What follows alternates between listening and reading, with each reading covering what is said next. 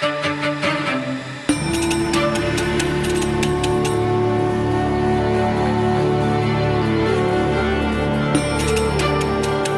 everyone, welcome to Conspirituality. I'm Derek Barris. I'm Matthew Remsky. I'm Julian Walker. You can stay up to date with us on all of our social media channels, including Facebook and YouTube, predominantly Instagram, and we are all independently on Twitter, so you can find us there, as well as on Patreon at patreon.com/conspirituality, where for $5 a month, you can help support us do the work that we do and access our Monday bonus episodes. Conspirituality 70. Conspiracy theories conceal a burning world with Daniel Sherrell. Daniel Sherrell is the author of an extraordinary memoir and prayer book, Warmth, Coming of Age at the End of Our World, in which he recounts how, as a climate activist born in 1990, he has fought to manage, digest, and even celebrate the desperate tasks of the only age he's known, the Anthropocene. This book is his homage to the resources that help him meditate on weaning ourselves from the dissociations of Twitter and doing the hard work of transforming climate grief into climate integrity.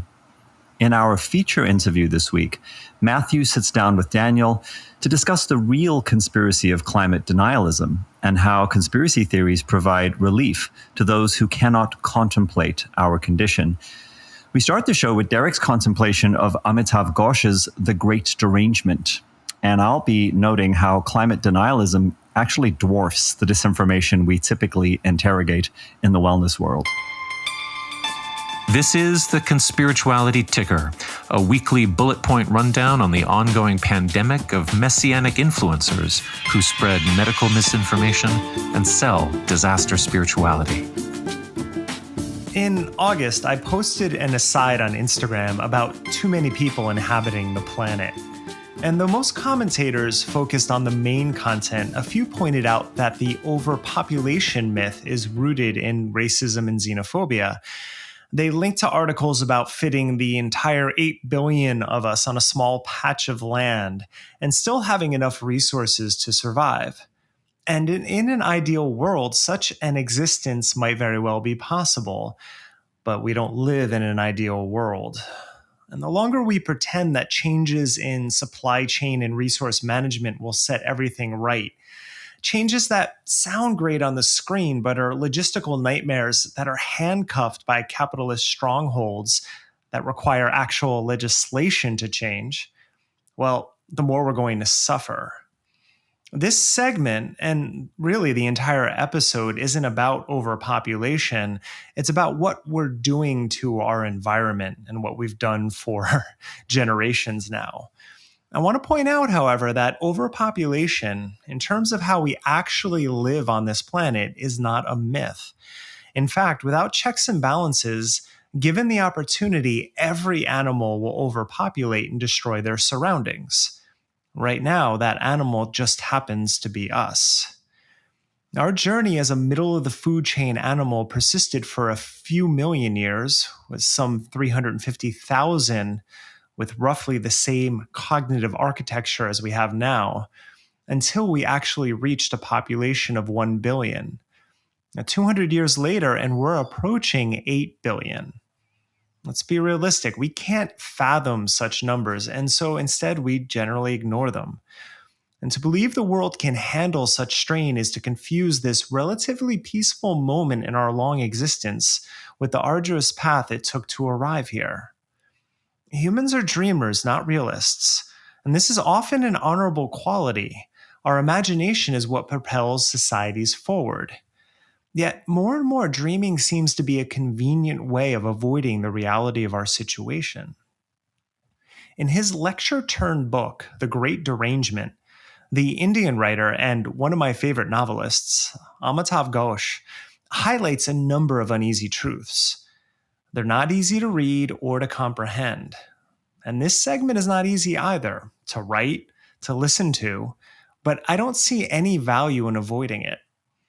At the beginning of his talk, Ghosh points out the uniqueness of this moment in history into perspective. At the beginning of his talk, Ghosh puts the uniqueness of this moment in history into perspective. Quote, "The humans of the future will surely understand, knowing what they presumably will know about the history of their forebears on Earth, that only in one very brief era, lasting less than 3 centuries, did a significant number of their kind believe that planets and asteroids are inert." Now, inertia wasn't exactly the sentiment I experienced for decades inside of yoga studios or read about on wellness blogs. The American spiritual community is much more ambitious. If anything, the take on reality inside of these closed environments is even stranger. The notion that the planet is beneficent or that the universe is ready to bestow abundance on us only if we seek it properly, with humility and earnestness, with prayer and mantra, by rolling beads around 108 times around our anxious fingers. The problem is that's not who we are outside of those spaces. In general, we act like the friend who drops in and raids the fridge while refusing to wash the dishes and pretend that the cupboards will always be filled. We don't seem to recognize how short this period of excess that we have lived through really is, or that it's coming to an end. Yet we've mercilessly exploited it and continue to demand more. The endless stream of Amazon packages, the cars that transport us to grocery stores, jet setting on a gypsy lifestyle lived out on Instagram with the promise that everyone can tax the environment without paying a toll. So, Derek, just to interrupt for a second, isn't the overpopulation argument, isn't that really about inequality of consumption, as you're speaking about Amazon and, cars and grocery stores? That like somehow if we could get the global north to downsize everything, there would be no resource issue? I mean, not that we shouldn't work at that or dream about it, but does the math not work out on that idea? Mother Jones did a report about 8 or 9 years ago, I remember reading, where they said that if everyone lived a middle-class American lifestyle, that the entire continent of Africa and all of Asia could not actually, there weren't enough resources to support that type of lifestyle. So if you're looking at the middle of the road American lifestyle, you're talking about $62,000 a year for a family of 4.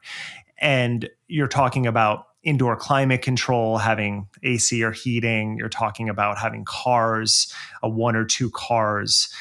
So if that is the model you're working with, then it is true there are not enough resources in the world to accommodate that.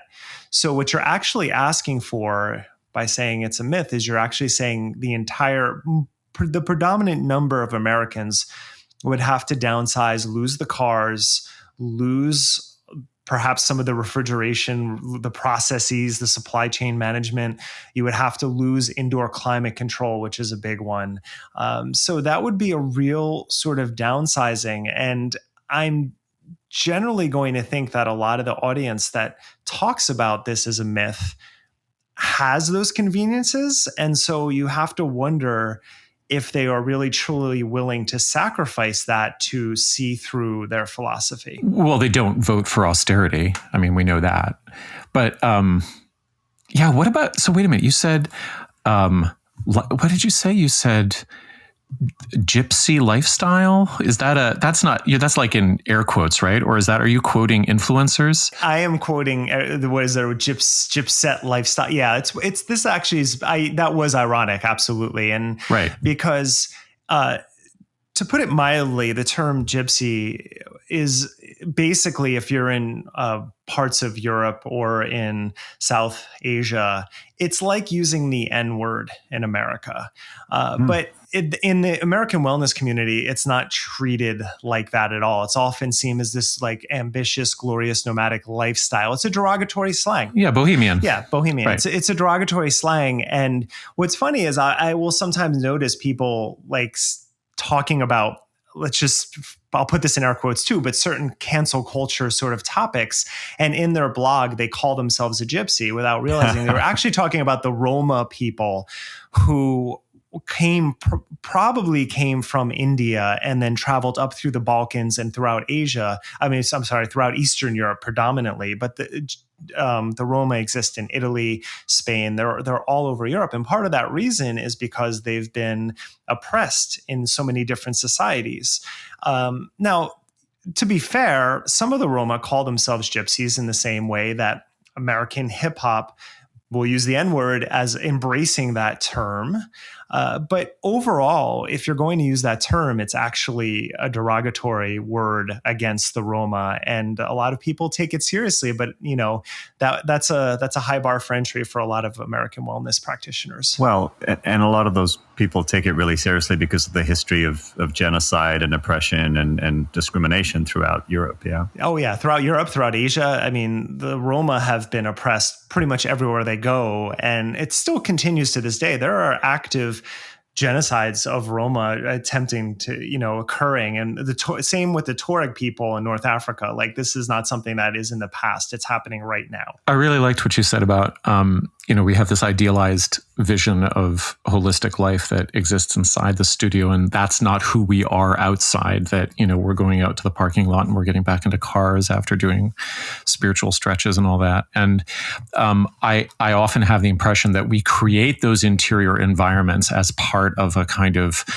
con, that it's like a very efficient way of soothing a particular kind of anxiety, to be able to take the same materials that you would build your Whole Foods out of, or even an upscale strip mall or something like that, and you build a yoga studio, and then you call that a holistic space.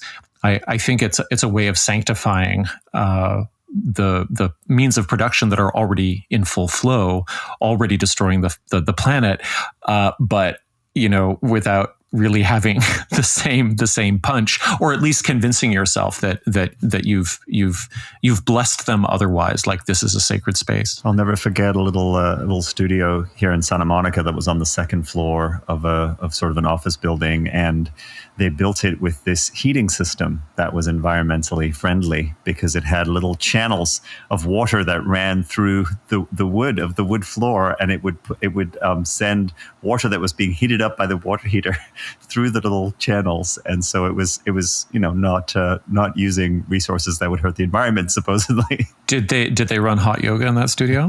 No. Right. No, not super hot yoga, but that was sort of their heating system. And then they had some kind of, very, very fancy, obviously quite expensive air circulation mechanism above that was also sort of made of, hemp and repurposed wood or something. Bamboo wood, correct? Yeah. Yeah, it's got to be that. Yeah, I mean, if you think about that basic aesthetic that you see on the cover of any yoga journal magazine, we have these appeals to minimalism, to rustic finishes, but also neat finishes, and this feeling that this is not, and the feeling that this is not a consumer exercise, and that these are not consumption-heavy environments.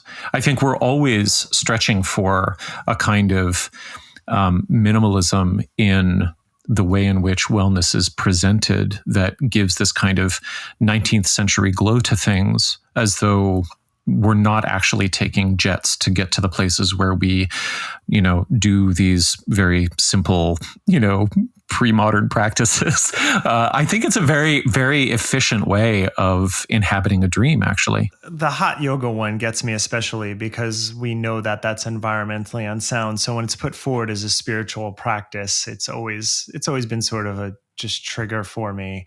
But, the bigger picture, it's because I think partly we imagine ourselves communing with nature on ayahuasca retreats, in our neighborhood garden, on the playa. But as you said, we return to climate-controlled homes. We purchase what we can't grow, which is usually most of our food. And those RVs take a hell of a lot of gas to power for a week of radical inclusion. I'll never forget my very first night on the playa in 2008, looking around and just seeing a city that appears for a week a year and being like, this is not environmental friendly. So I think that year the theme was like green earth, and it was the exact opposite. Are they bringing? I've never been. The whole thing just feels like it would give me the, I don't know, the hives, but like spiritual hives. Yeah. But are they bringing did they bring generators out there and stuff? Oh, are you kidding? Do you know how many? There are hundreds of DJs going on, and it's in the middle of it. Matthew, like when you're there, you are in a desert. Just think of any photo of a desert you've seen. There is nothing there. So, okay, like it is. So yes, everything is generator. So there's got to be hundreds of gas generators. Thousands. Because you're not even talking just the DJ sound systems. You're talking about all of the RVs and the people, like all of the food has to be brought in, all of the showers and everything like that. I mean, there is so much gas and diesel going on there. You couldn't even imagine. Was there any rhetoric around the Burning Man itself being a kind of, I don't know, like tantric ritual that would cool the planet because it was the right kind of fire or something? Like, how was there talk about that? There, I honestly, I've been twice. I've never gotten too into the culture. So one of the things though is that there are a lot of sessions there, and all the camps can plan out sessions, talks, and things like that. There are tons of talks on sustainability in the middle of this generator powered.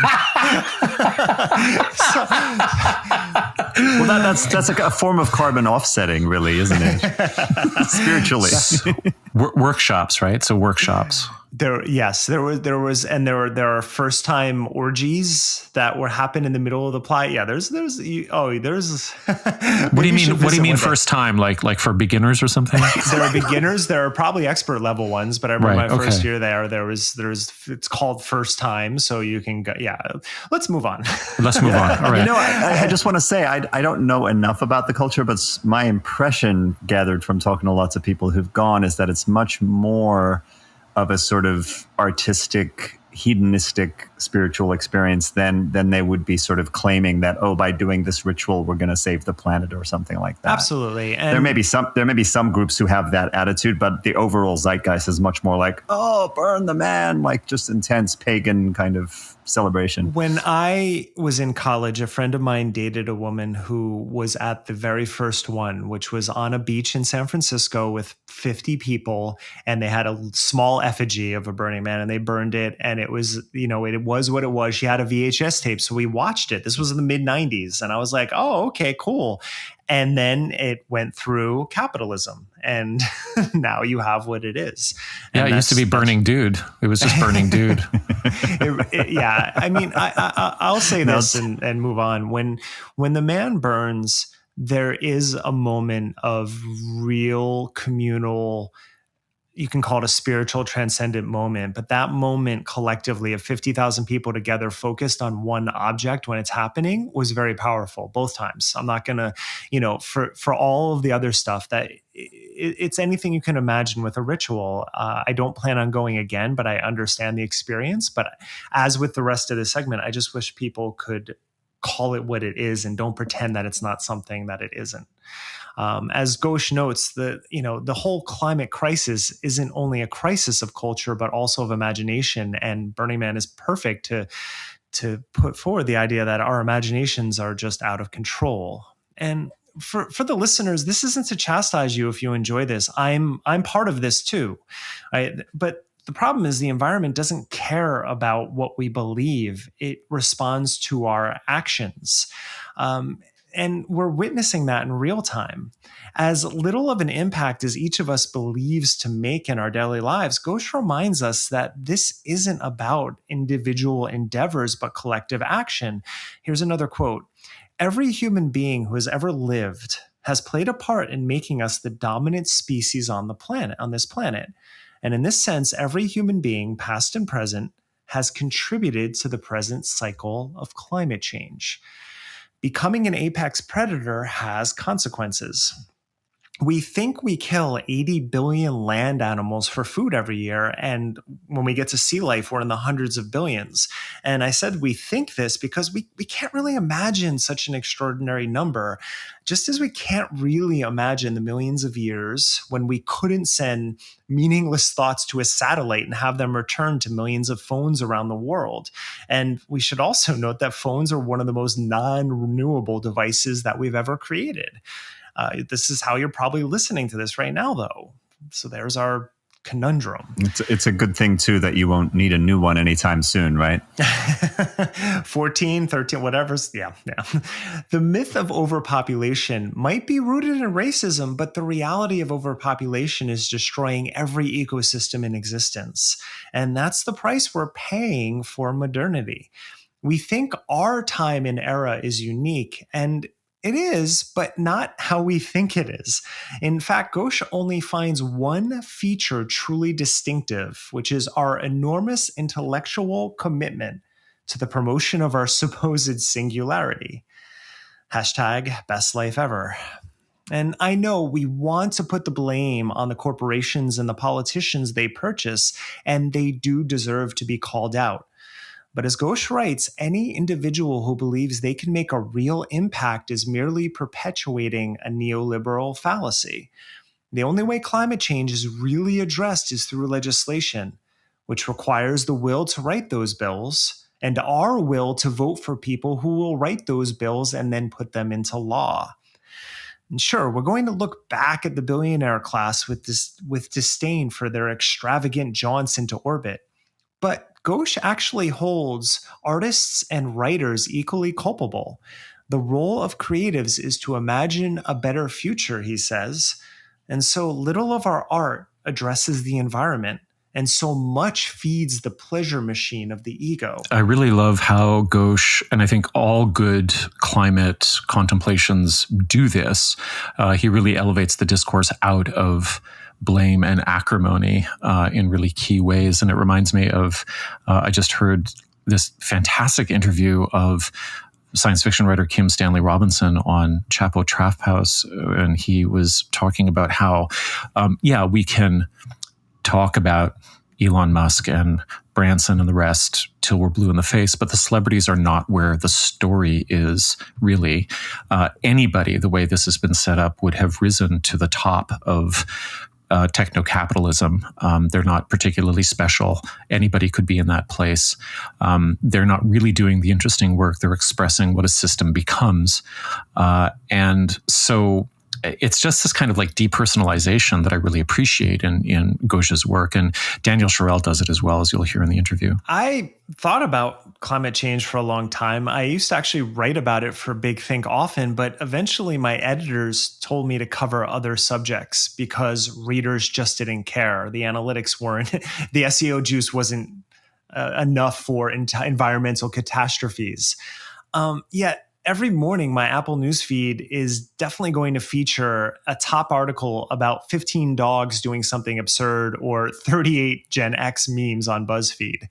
So really, we don't crave nature. We crave the appearance of being natural. You simply can't get your hands dirty when you're living clean. And you can't be weighed down by a pound of flesh when you're meditating on your place in eternity. Near the end of his career, it made me think of Carl Jung, who wrote a slim volume called Flying Saucers, in which he posited the idea that the UFO is a collective mandala that humans were seeing as a symbol of transcendence. But now we have dick rockets launched into space, while the mediums that we cover on this podcast are promising eternal souls caravanning through the cosmos. But all the while, the world around us burns and floods and is exhausted because we're an exhausting creature to deal with. And Ghosh really nails it with this quote: freedom came to be seen as a way of transcending the constraints of material life, of exploring new regions of the human mind, spirit, emotion, consciousness, interiority. Freedom became a quantity that resided entirely in the minds, bodies, and desires of human beings. I don't want to be a downer the entire time here, but this is a heavy situation we're dealing with. But I'm currently reading Begin Again by Eddie Glaude Jr., which is an absolutely incredible book that investigates the life and writing of James Baldwin as told through today's lens of Donald Trump as a response to Barack Obama and the resurgence of white nationalism that has followed. So he looks at it in terms of baseball. America had a civil war, which was followed by Jim Crow, which strike one. Made some progress, got pushed back. We had civil rights, and then we had Nixon's war on drug and Reagan's institutionalized racism. So strike two, there again, progress, push back. And Glaude Jr. doesn't want to call a third strike just yet because Black Lives Matter and the emergence of critical race theory are powerful responses to the Trump era that we should actually really embrace. So he holds out hope for institutional change. And I too want to hold out hope for the environment.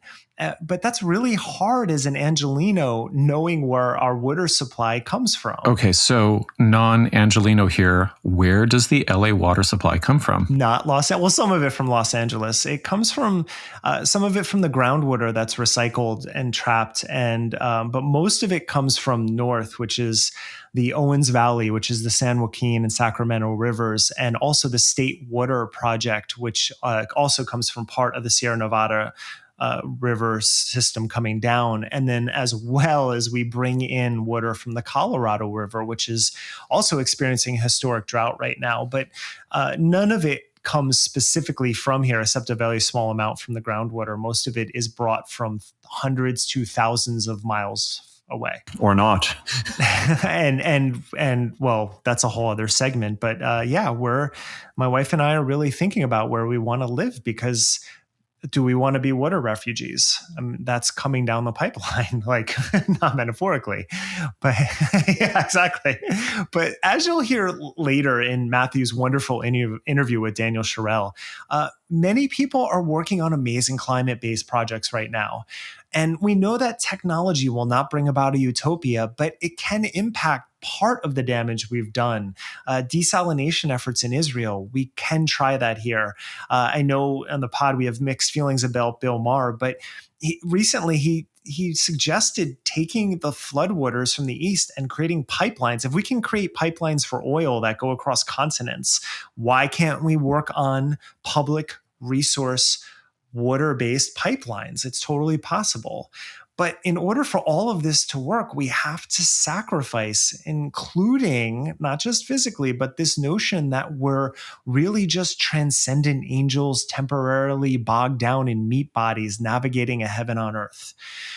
We're really a bunch of chips that grew in imagination. Sorry, not chips, chimps. We're really a bunch of chimps that grew in imagination and the ability to work together to manipulate the environment in such a manner that provided a brief period of comfort and success.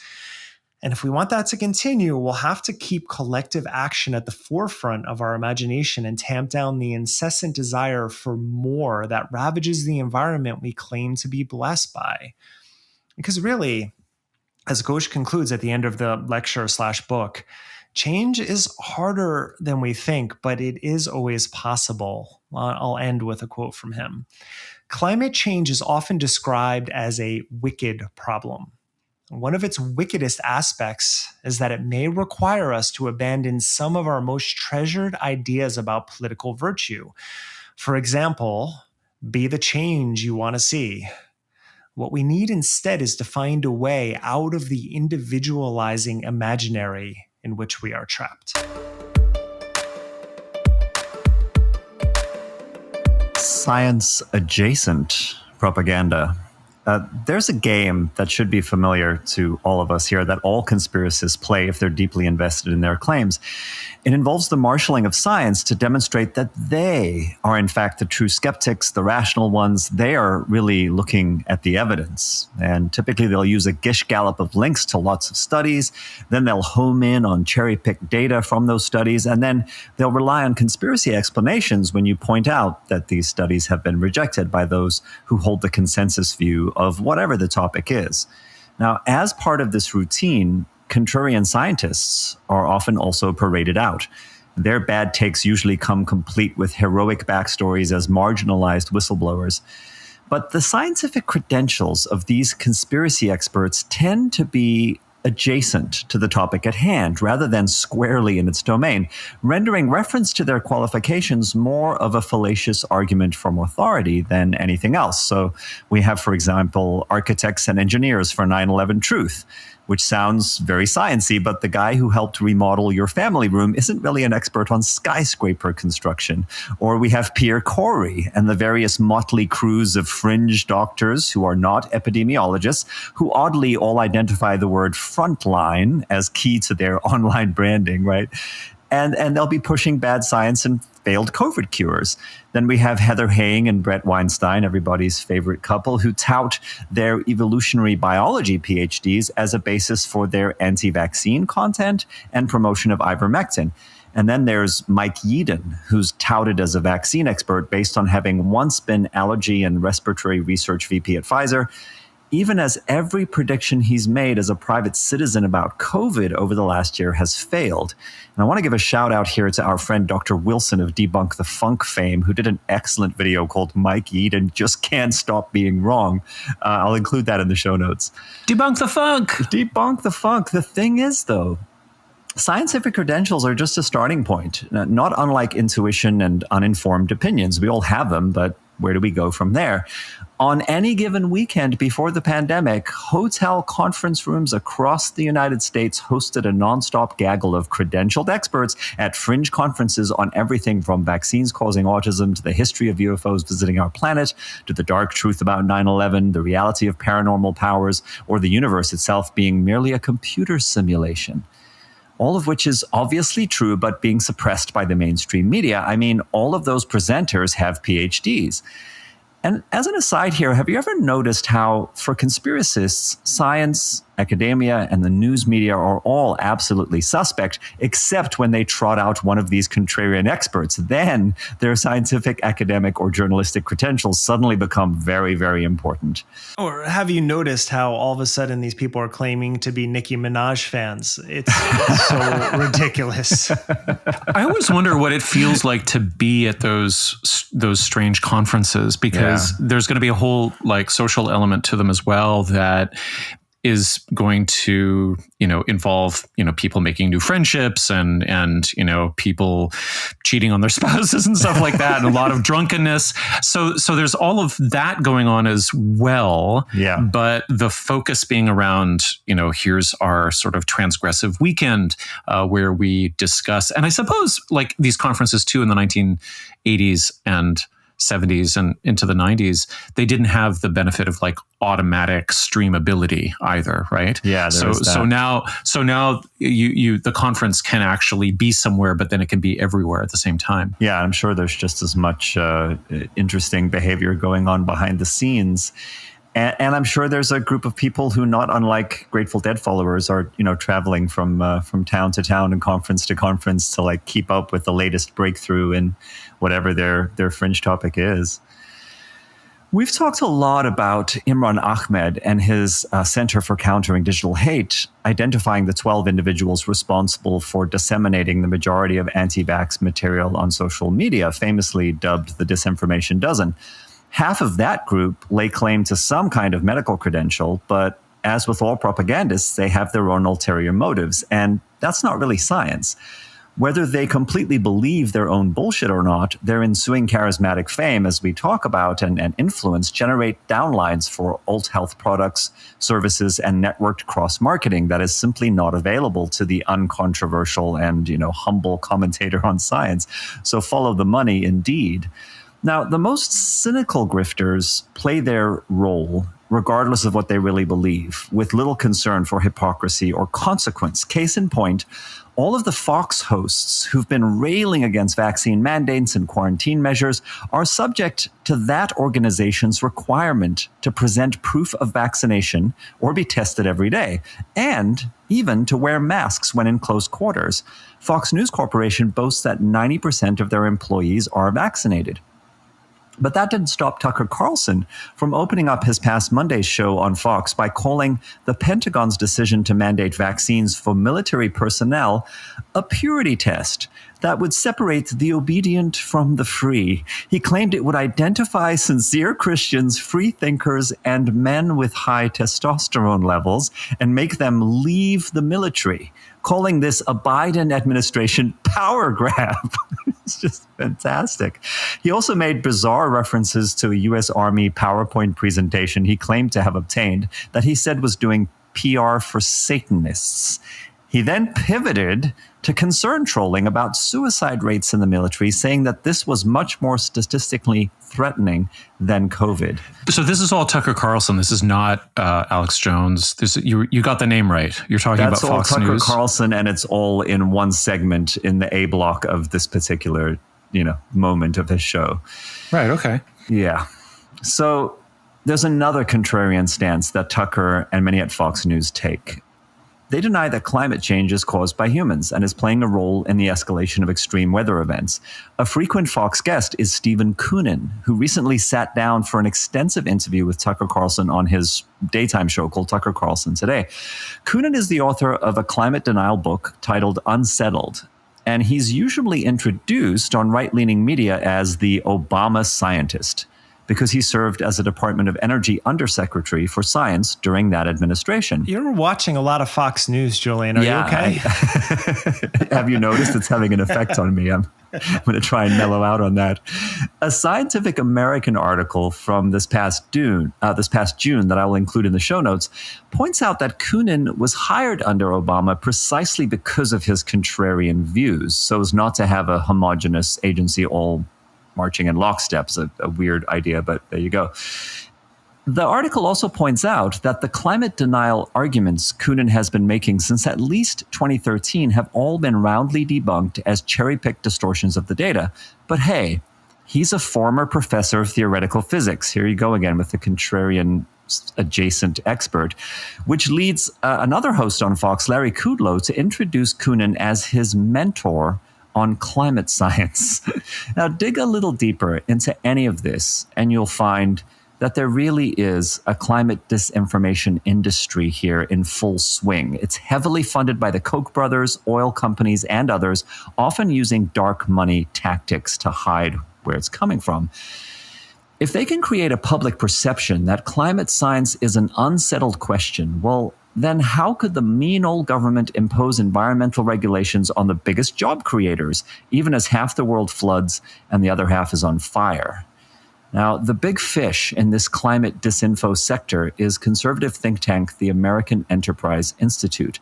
They've so far received $380 million from the Kochs to spread messaging that downplays climate science so as to keep those short-term profit margins booming. As an example of how this works, Mark Thiessen, a fellow at the American Enterprise Institute, wrote a Washington Post article in May touting Steve Koonin's distortions of climate science as he promoted that new book, right before Koonin's June appearance on Tucker Carlson Today. The Washington Post headline from Thiessen read, "An Obama scientist debunks the climate doommongers."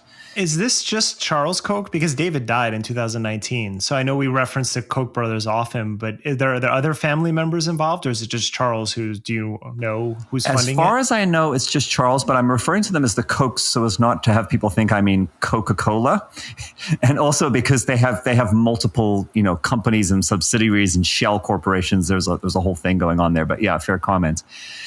In 2007, the American Enterprise Institute was exposed by The Guardian as having sent letters soliciting scientists at $10,000 each, plus travel and accommodation expenses, to critique the UN's Intergovernmental Panel on Climate Change's fourth assessment report.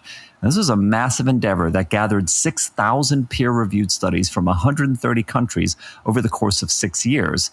And The Guardian, quite rightly, characterized these actions by the American Enterprise Institute as a form of bribery. I'll also share a link here to the excellent DSMOG database, which identifies the legion of think tanks, lobbyist groups, and individuals responsible for worldwide climate disinformation. This extensive database is divided into the following sections. They have a climate disinformation section, an agribusiness section, air pollution lobbying, and then an entire area of the website dedicated just to the Kochs. So compared to this incredibly coordinated actual conspiracy, our anti-vax disinformation dozen are minnows in the shark pool. There's a website by the Union of Concerned Scientists that lists the top 10 offenders, including American Enterprise Institute, the Heritage Foundation, and the Cato Institute. And in every single case, they found that huge funding comes from the Kochs and from ExxonMobil to keep climate skepticism pumped into the public conversation.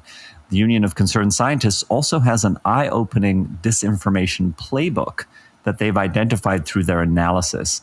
I'll let interested listeners read further via yet another link in the show notes, but here's a quick overview. This is really nicely done. Number one, the fake, passing off counterfeit research as legitimate. Number two, the blitz, harass scientists who speak out. And I should say for each of these steps in the playbook, they have several case studies that they link to. The diversion, manufacture uncertainty about science by just asking questions where none actually exists. Number four, the screen, buy credibility through alliances with legitimate organizations.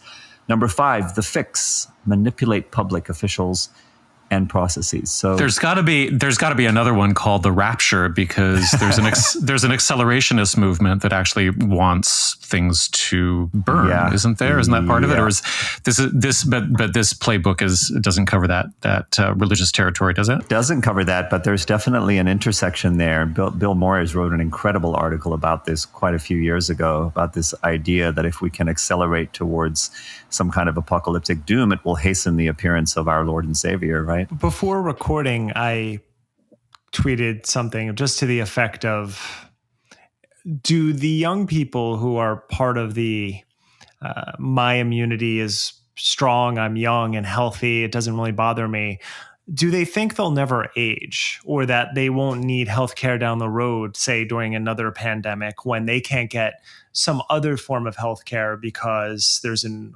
overburdened system at that time? And that's why we keep referencing collective action. And your segment here made me think of the along parallel lines of those photos that came out this week of the Border Patrol guy on the horse chasing down the Haitian immigrants. And he's grabbing a guy who's holding 2 plastic bags. And if you put that into perspective, that's all he has in his life. He has escaped an island and then traveled hundreds of miles to try to live somewhere he can actually live. And you got this guy in the imagery was just stunning.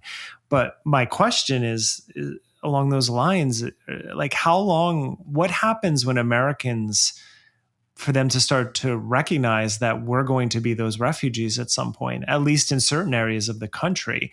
And when that happens, does the recognition ever happen that our habits, every one of us has created that, or is the blame just going to be pushed off somewhere else? Where does that blame go? And not only are we all in this together, but one way or another, we do get to change roles with one another in ways that are often unexpected and unpredicted by the kind of privilege that makes us think we're sort of floating above it all and immune to that. I want to reiterate something I said earlier, which is this is not a fun topic to talk about, because we are all implicated and because it's going to affect all of us. And I know we'd rather look away from this topic and not really address it. And I know it's a heavy topic, but there, especially with, again, Matthew's interview with Daniel that's coming up and the resources we're including, the links, there are a number of people who are working on solutions. If there's anything that I am hopeful for from the younger generations, as much flack as they get for perhaps their social media practices or Tide Pods, or the latest one I just found out about today, which is swallowing magnets, and then they have to have their intestines cleaned out. For all of that flack that happens on social media, there are a number of people who are born into this world and being like, what the fuck have I been born into, and are trying to do good things.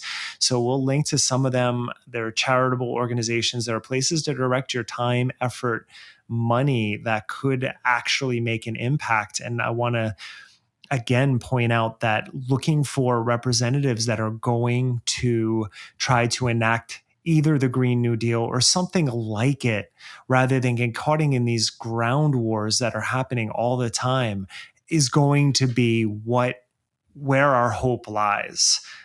Because if it's not there, if it's not done through legislation, we are not going to hold the corporations accountable. We have no say in what they do. If they're private corporations, it has to be done legislatively. And until we start actually supporting people who are trying to make that change, then these conversations are going to keep becoming more dire and more pessimistic. And I personally don't want to have those conversations a year or two from now on this podcast. We are ad-free and listener-supported here at Conspirituality and plan on remaining that way. That said, occasionally we have an opportunity to do a trade with a podcast that is like-minded and speaks to many of the same topics. Last year we did one with Pushkin, which was founded by Malcolm Gladwell, which I'm a huge fan of. And we had another opportunity, and I'm only interested in talking about podcasts that I actually listen to. So when Crooked Media contacted us, I was like, of course, because I listen to most Crooked Media podcasts. The one I'm interested in right now has been talking about the COVID-19 pandemic, which showed us how a microscopic virus could upend our lives and how unprepared our society was for it. Let's face it, there's so much more out there that we need to understand about the pandemic and society in general, which is why on Crooked Media's America Dissected, former Detroit Health Commissioner Dr. Abdul El Said sits down with doctors, scientists, culture makers, and policy leaders to ask questions such as how new genetic discoveries change our relationship with our own genes, how addiction to social media changes our brain, something I've talked about it on our podcast, and even how climate change could make the next pandemic even more likely. Just yesterday, I listened to Abdul's interview with Tony Fauci, the second time he was on the podcast, catching Americans up about where we are right now with the variants and vaccines, and I highly recommend that one. So to hear discussions on topics like these and more, check out America Dissected, which drop every Tuesday on your favorite podcast provider, including Apple, Spotify, wherever, just like you find us, find them. Daniel Sherrell, welcome to Conspirituality Podcast. Thank you so much for taking the time to do this. Thanks for having me, Matthew. I'm going to start with a review of your extraordinary book, Warmth, Coming of Age at the End of Our World. I'm doing this not only because I appreciate the book so much, but so that it takes some of the legwork or 101 intro work off of your hands. I think you probably do have to do a lot of that. But I'm going to go through this. If you object to anything, if you want to add anything, please interrupt me. I'll just go for it. And then hopefully we can jump right into the weeds. And just to our listeners, hopefully this review will really encourage you to go and buy the book immediately. Okay, so, the reviews that you've gotten really just return to a single drone, which is that this is a new type of climate collapse writing. And I think they're right about that. It's not a book about the data we already know. It's about how we desperately need to both open ourselves up to what it means while also creating the kinds of resiliencies that we need to not let that meaning destroy us. And I find that you are utterly persuasive in this book that it's way past time for the truth of the problem. So that's capital T, capital P. It's kind of cryptic, but it's also a little bit mystical, the way you've phrased it. It's way past the time for this to be argued about or even really discovered. It can't be ignored, escaped. We can't doom scroll it away in some kind of dissociative haze. We can't spiritually bypass it. So the task now is a type of mature realization, and not just for those who, are asleep to it, but for those like you who've made it their life's work. Because you really make the argument that the terror it invokes can't even really be managed by those who work hardest to push it back with their bar graphs and their international meetings and, the kind of dogged activism that you've spent a decade grinding out. But the way you frame this task is really subtle, and it's difficult to summarize, but my crack at it is this, that I think you argue that we have to fully commit to a spectrum of emotional engagement that will continue to render sustainable meaning and preserve and even enhance our capacity to nurture ourselves and each other. And so this memoir, which you wrote in your 20s, so let's just flag this accelerationism a bit. It's a prayer for the development of rage without nihilism, hope without naivety, fear without paralysis, and a kind of love that I think you position as being free from sentimentality, or you dream of it that way. And specifically without the need to control, a love without the need to control.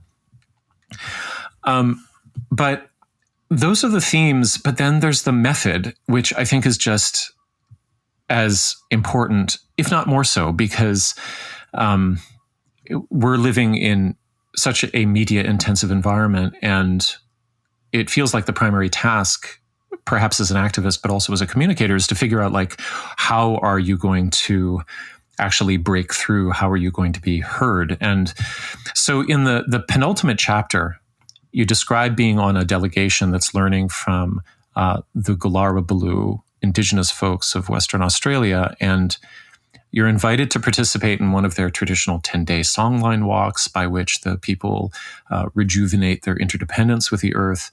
And they both feed and are fed by what they call the dream time, which is a place where past and future converge in a kind of, all-encompassing present that is immediate but also relaxed.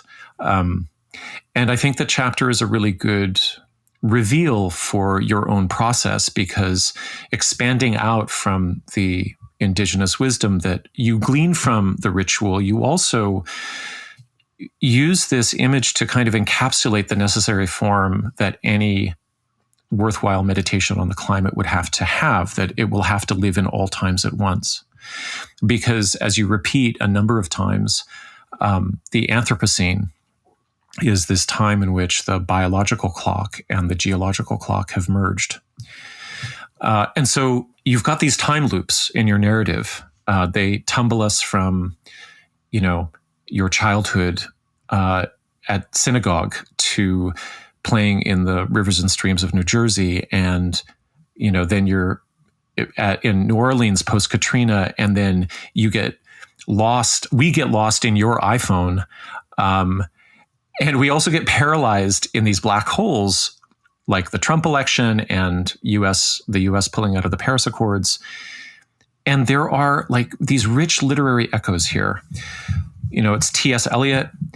There's a lot of 20th century poetry.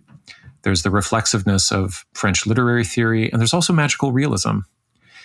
But what's new is that you're taking all of those skills and you're applying them to the problem. And I'm not sure, except in novels, if that is being done at all. So it's not a fantasy. It's not fictional. It's not a LARP. It's as if Gabriel Garcia Marquez is still alive and writing policy copy for the IPCC or something like that. And you do this slowly and in these episodic takes, these short sections. I don't know if this was a formal constraint that you decided upon beforehand, but I don't think there are any of those sections that are longer than about 7 paragraphs. Does that sound right? But for a few exceptions, I'd say that's true, yeah. The brevity, that quality, and the rhythm that it gives, I think it mirrors the tech addled brain, but it also soothes it. You can't. There's one point where you're referring to Swan's Way, and I'm like, it's very difficult for anybody at this point, to dive into 19th century literature with that kind of attentional demand. And so you've written something that is as rich as older forms, but it's also, and it's an anti-Facebook book in that way, but it's also forgiving with like a kind of anxious brain. And then it occurred to me also that, like, you've managed to both cancel and reinvent romanticism. You're canceling it in the sense that you really pick apart the bankruptcy of how, the 19th century intelligentsia reifies nature with a kind of poetry that conceals, colonialism and the acceleration of environmental destruction. And like you show how this extractive mindset that's trained to view forests and animals as containing some kind of mystical essence that can bless and center humanity is that it's just too sad to bear given the extinction rates and given what we know. So you also, however, reinvent a kind of romanticism while you're hanging out on the traffic islands of New Jersey parking lots. And you're trying to figure out what is beautiful about them, and you're finding it. So you create this way of looking at, things that are also kind of haunted because they are either isolated or they are signs of things passing away, but they're resilient at the same time. And then the last thing is that there's an urgent intimacy that drives the form of this book because it's an epistolary book. You're pouring out your thoughts in a letter to a hypothetical child that you may have one day. And this is a real narrative gamble that I think could veer into like a maudlin territory, but you repeatedly strike these ironic and humble notes that like where you're confessing this is an artifice. And you also confess that you actually don't have any idea what parenting will be like for you. And that's very honest because I think that's just true for everybody. But you also say that while you're writing to this hypothetical child, you know that there is no real child and that the conceit is that you're writing to yourself, really. That, even though your parents are alive and loving and supporting and, mom is calling you or trying to take care of you by suggesting a particular thing on Netflix that might be, soothing to your grief. What you come to is this kind of compulsion to parent yourself and to love yourself in a way. And this is where I realize that when I read some of the reviews of the book, I hear these notes of guilt and shame. And I realize that they're, the reviewers are people my age. And because I feel like a lot of us Gen Xers will read this book as though we're reading the journal of an orphan or something like that, like somebody we have abandoned to their own devices. But at the same time, as all good books do, I think this can be a really powerful intergenerational connective work. I think you've contributed to a songline. And I know that I'm going to be able to hand this book to my own sons who are now 5 and 8, but, growing up faster than I can even describe. So it feels like a book that I can dialogue with. And I think that's going to be true for a lot of readers. So that's what I'd like to do. And how's that? Is if you wanted to respond to any of that, I'm happy. Well, first of all, thank you, Matthew, for that incredibly generous review and also the deep engagement you gave to the book. And I think everything you said resonates with me about the book's intent. But I also want to talk about what it meant writing it for me. Yeah. I think when you describe this as a process of writing outward, but also writing to myself, it absolutely was that. I think I decided to write this book because I felt like I had no other options. I needed some sort of autotherapeutic method to metabolize the often overwhelming and so large to as seems abstract metaphysical and ontological weight of the climate crisis that I often kept in a little compartment, sort of resting in the back of my head, and that didn't come out very much, or that I wouldn't let out for fear that it would wreak havoc in my inner world. But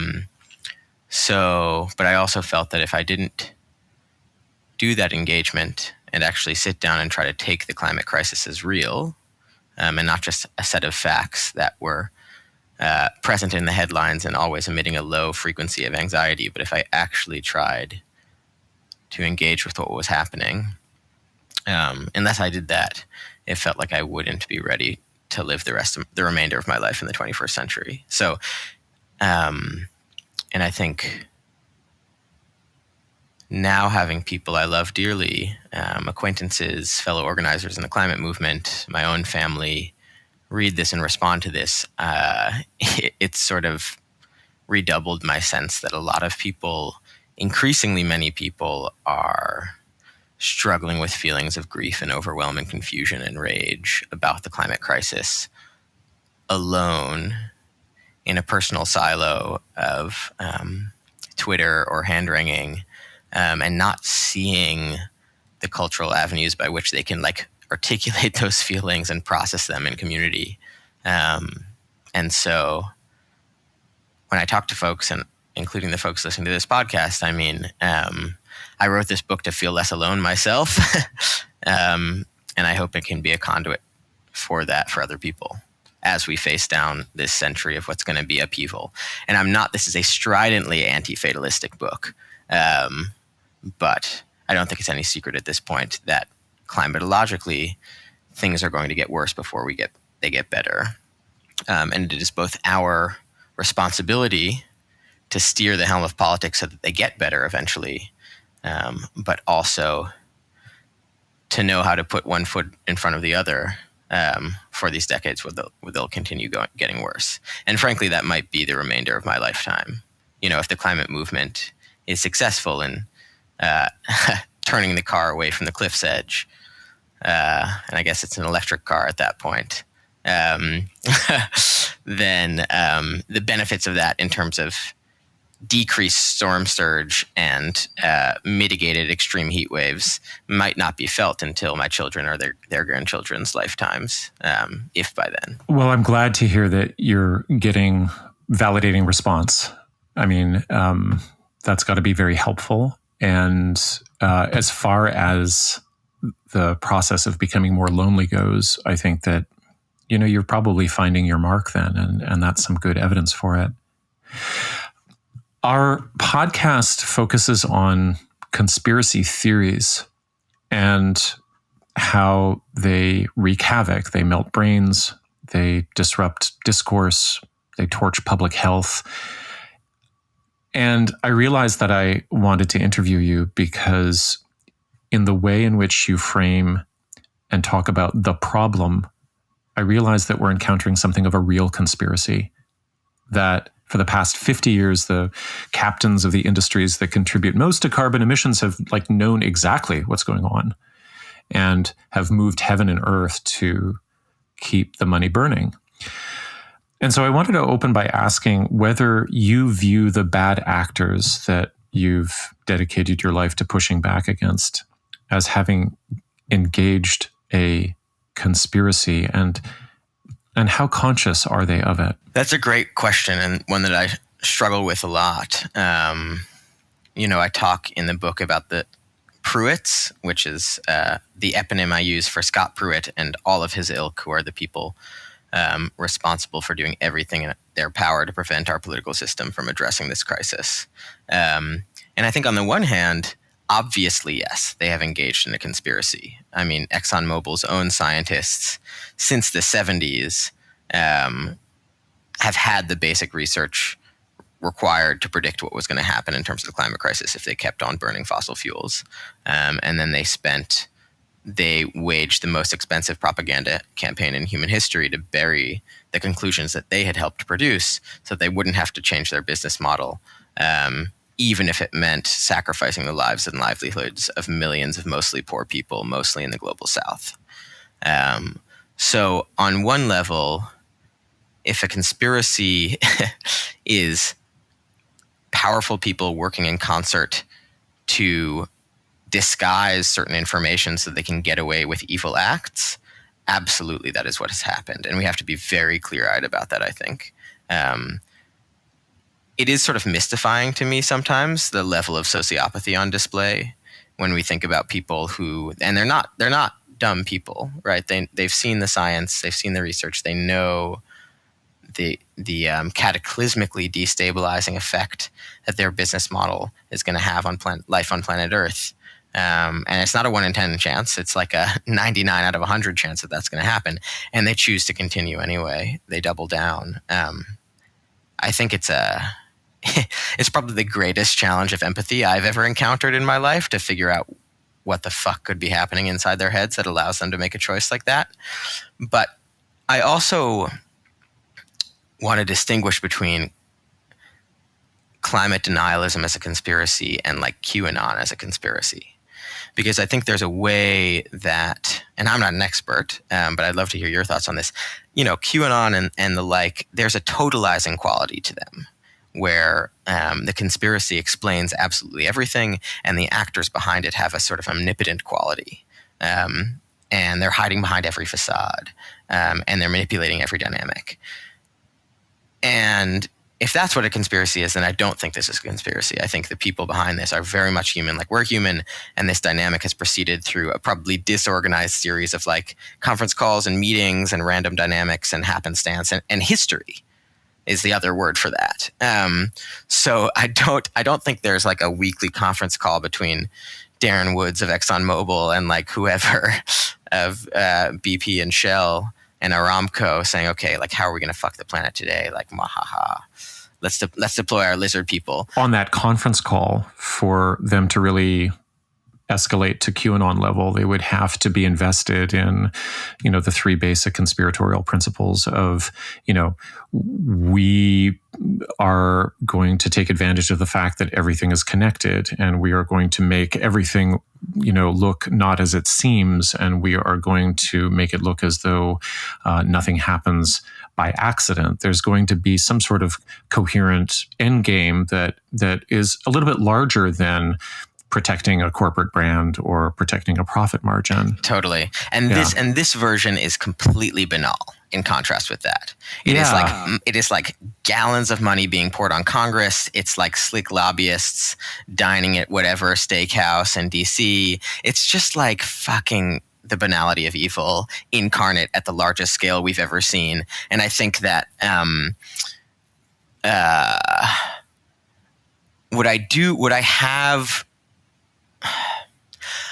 a thought that's been difficult to digest for me over the past few years, but that I have begun to consider, is that there are people driving this problem, and all of these people, for the most part, the leaders of the fossil fuel corporations, are all in the top 0.1 or 0.01% of global wealth distribution. I'm not going to make the claim, because I can't presume to know what they're thinking, that they had dastardly intention, like their primary intention was to fuck up life on planet Earth. I think their primary intention was, again, extremely banal, and what they'd been taught at like fucking Wharton or whatever by the Chicago school, that like a monomaniacal pursuit of profit to the exclusion of all else. But I do think, and this you know, I had an interesting conversation with Dorothy Fortenberry about this.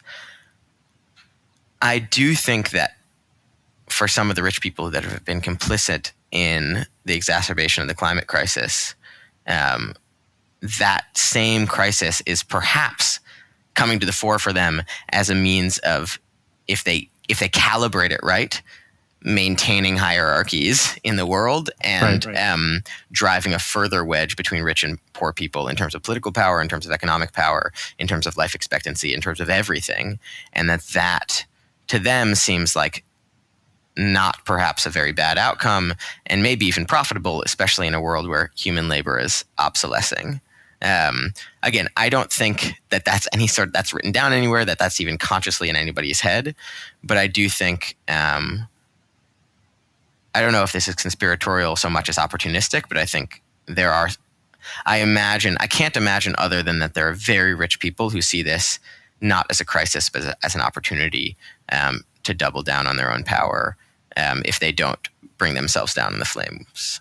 Right, and invest in real estate in New Zealand and so on. Exactly, and go long on like malaria medications and desalination plants. I mean, this is great because, as I said, the reason that I wanted to invite you on was to compare the real world conspiracy, such as we, define it or hedge it, and indeed something like QAnon and COVID-related conspiracy theories. And I have this speculation that I want to run by you, which is that I imagine that everyone, even the deniers, and perhaps even particularly climate deniers, feel that something is wrong and that collapse is in the margins of experience. And that something like QAnon or the conspirituality mythologies that we cover, actually, they're not banal. And they provide relief in the sense that they allow people to displace a kind of real terror by inventing a cultural or a political problem that they can actually solve and they can be heroes of. So what do you think about that? As you finished this book and then watched things like QAnon explode? I absolutely think that some of the dynamics we're seeing, especially on the political right,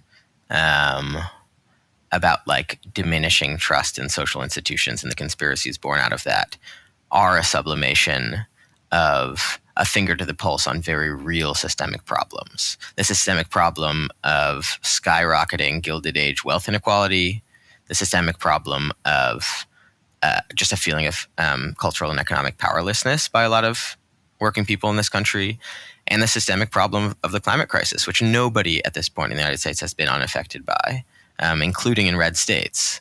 Right. But the story of the climate crisis is a complicated story. It's a prolonged story. It's a story with no easy resolution. And it's a story that you can actually intervene in very sort of like practical policy, with very practical policy mechanisms. And I think none of those things are true of the QAnon story, which I think is extremely sexy, not simple in that it has many crazy elements that I feel like I'm only seeing the tip of the iceberg. But it is sort of reductive and mysterious. And in a way, I don't think it's meant to be resolved. The QAnon people aren't like, okay, we need to, let's save the children by passing paid family leave. Like there's no, Right.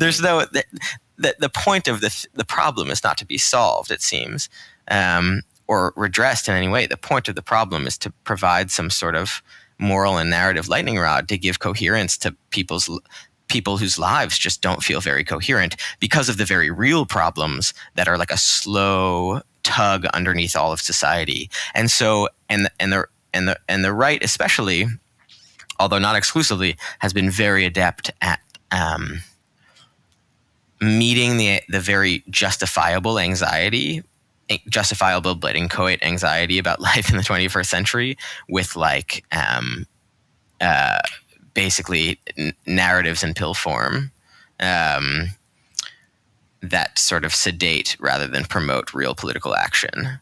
And that's a very scary thing. But it also, to me, like, God, if I were in QAnon, like I try to like put myself in their shoes. I mean, it would feel horrible, right? It would feel so horrible because it's unclear based on the conspiracy theory how you even begin to change it. Like, I guess the re-election of Donald Trump is one way, but it all seems sort of hazy. With the climate crisis, it's like the fact of its banality, the fact that we have the technological and policy mechanisms available to us right now to keep the car from going off the cliff is like an immensely grounding thing and incredibly different than these like red herring stories that a lot of the population, I think, is falling prey to. Right. And there is a banality to the Pruitts, but it's not as though they are hiding or promoting or facilitating some kind of transformational societal change. That's not their product. Their product is to simply facilitate the present rate of consumption so that the wheels keep turning. So even from the perspective of the what the conspiracy charlatan or what Ron Watkins or the QAnon founders want, Scott Pruitt actually doesn't want disruption. QAnon wants disruption, and then it offers a kind of spiritual salvation. But what's especially banal about the Pruitts is that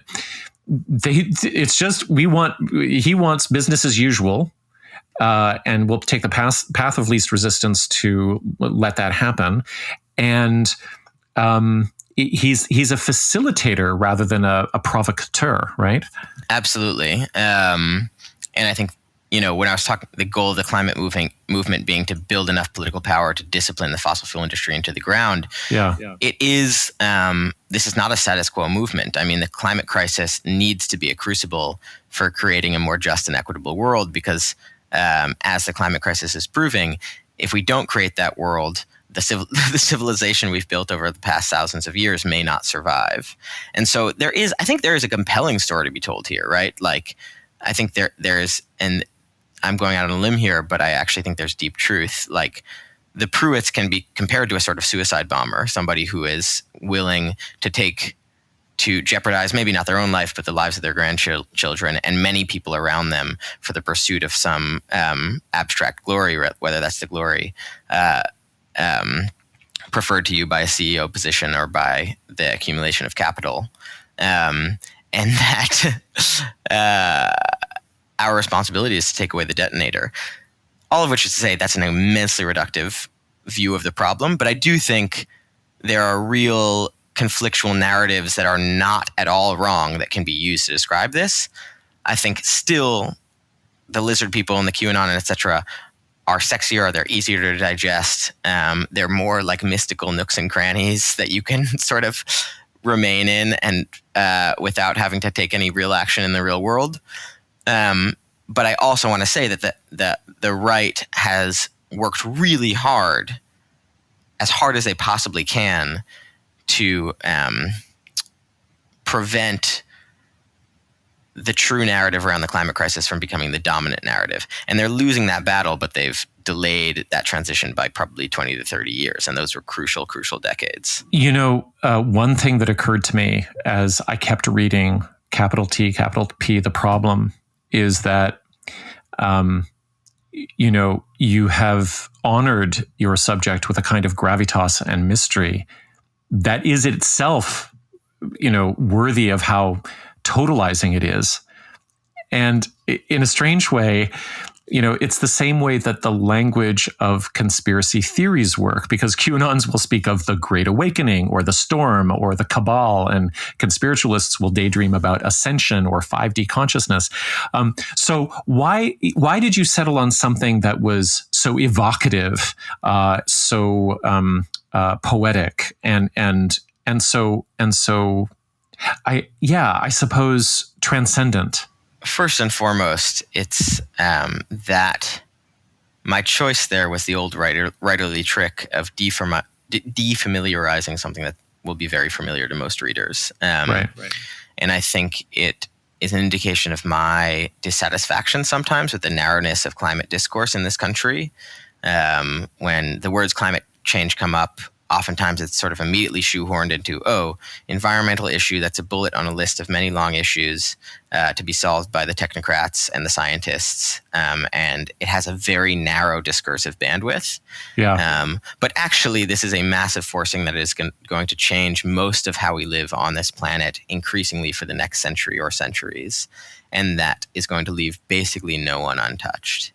And to me, if we were going to engage seriously with a problem of that magnitude, it had to be broken out of the box that had been limbed for it by the words climate change, which felt to me a bit dry and too narrow and overplayed, which isn't to say that they're an accurate and important scientific term, but I wanted people to be able, in the way that I was trying to, have a real encounter with the thing, rather than see the word and immediately slot it away into a schema of like, that's the shit that I read about every day in the newspaper with the wildfires.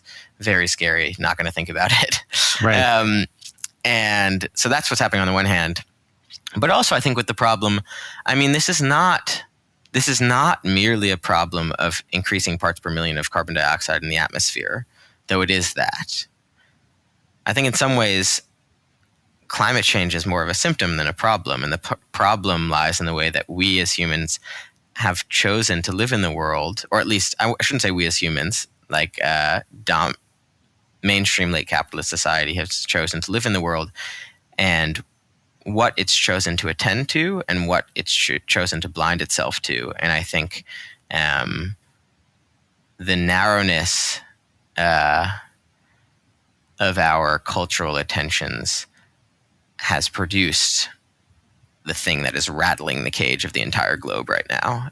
So I both wanted to I wanted to defamiliarize it, but also sort of reveal the many ways in which it implicates our patterns of thought and not just the emissions coming out of a tailpipe. And this is another message that the formulation of the problem carries with it, which is the also mystery of possibility. And, you know, in the content that we study in Conspirituality, the basic technique of the influencers that we cover is to describe the world as a terrifying place that demands this spiritually heroic response. And then, of course, some charismatic person, and they might be well-meaning or they might be abusive, they pop up to sell some sort of fix. But, you know, when we shift that mode of thinking into your framework of the problem, we really see nothing less than a call for like a real spiritual renewal, not, you know, more turmeric powder or mantras or something.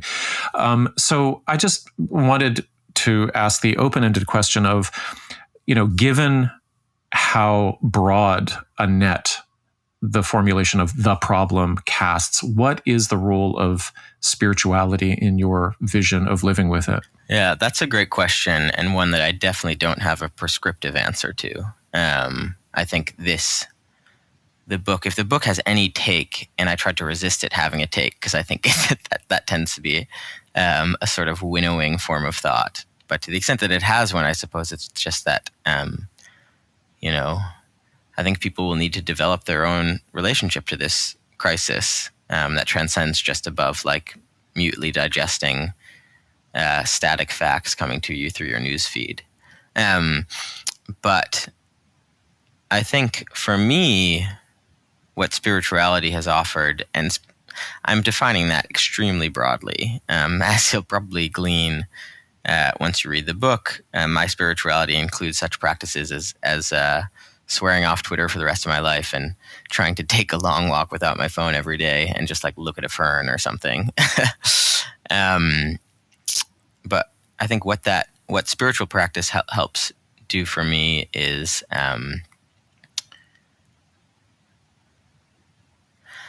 I think creating something that is daily and mundane, but also seeks to make contact with something like the eternal, can, at least in small moments, make you feel like you can step out of the temporal maelstrom that is the climate crisis, this thing that's like jostling and mixing and making turbulent the intersections between geologic, historic, and biographical time.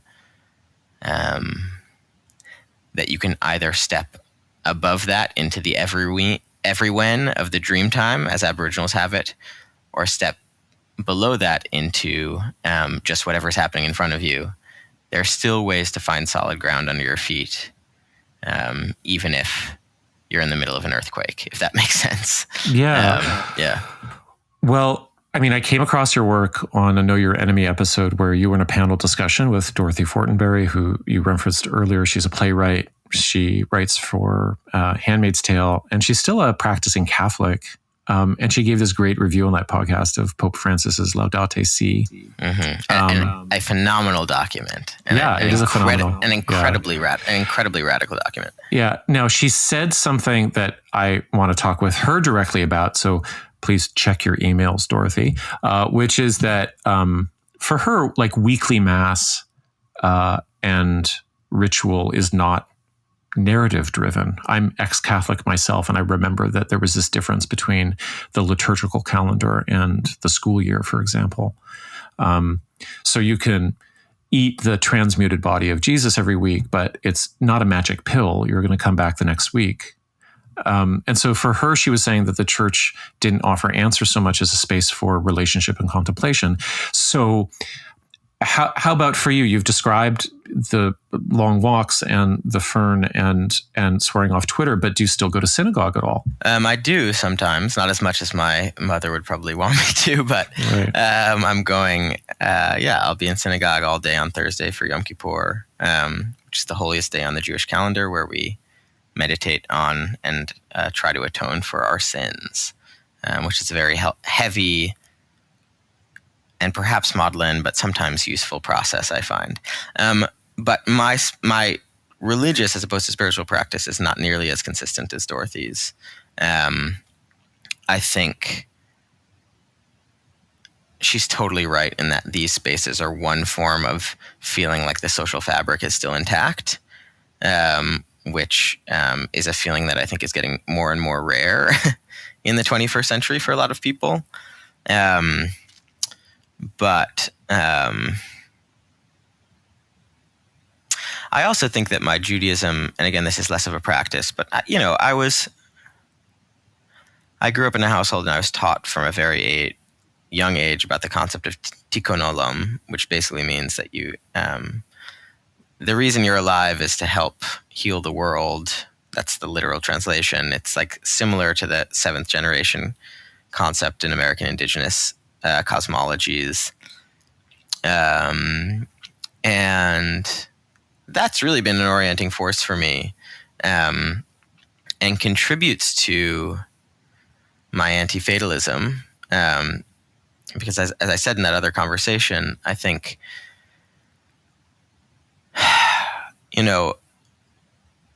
the climate crisis is going to get worse before it gets better. But every single increment we manage to mitigate how bad it gets, we save or preserve the lives and livelihoods of millions of people whose lives are of equal and inherent value to ours. And I don't want to use the word lucky, because that's really not what the feeling is like. I feel kind of unlikely to be born right as the climate crisis came into public consciousness. But I do feel that it's sort of strange that in our lifetimes,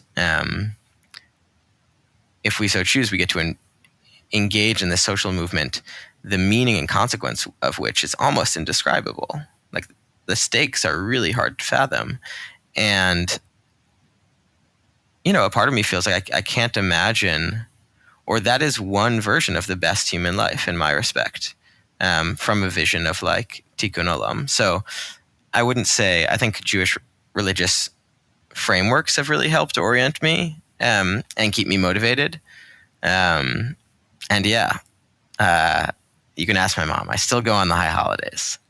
Well, I mean, given that that's your background, I got to say, I'm not quite sure of the sound I made when I read that your therapist handed you a copy of Eckhart Tolle. Because it was like something between a sigh and a little bit of a choke. Because like in my world, he's just the worst kind of like dissociative numpty who like melted the brains of an entire generation on being in the moment, and also helped to depoliticize them. And then you write really eloquently about how much the book helped you. And so I had to eat my words a little bit. Was that your first exposure to like modern versions of non-dual philosophy? And what did it offer you that the Torah and Talmud and is it Tikkun Olam? Tikkun Olam, yeah. Yeah. What did it offer that those things didn't? It's a good question. I guess I'll start by saying that Eckhart Tolle, I think, presents his particular version of non-dual philosophy as a kind of panacea, which I just really don't think it is. I think it was, for me, useful in very specific ways in a very specific point in my life, which was basically I was feeling like the Great Acceleration was this giant treadmill that was continually speeding up. And by the Great Acceleration, I'm using it, this is the term that various postmodern theorists use to describe the era of surveillance capitalism and the climate crisis and incredible technological innovation and uptake. that thing was just exhausting me on a daily basis and constantly yanking me into the future against my will. And the most beautiful parts of my day were the parts where I could step out of that slipstream and have a direct sensory experience with some set of stimuli. It's hard to describe, but, for example, looking at a fern on a walk. And Tola offered some frameworks to think about how to be more intentional about that stepping when it felt needed. But I also felt, especially when I engaged more with Aboriginal cosmologies, that the now is such a thin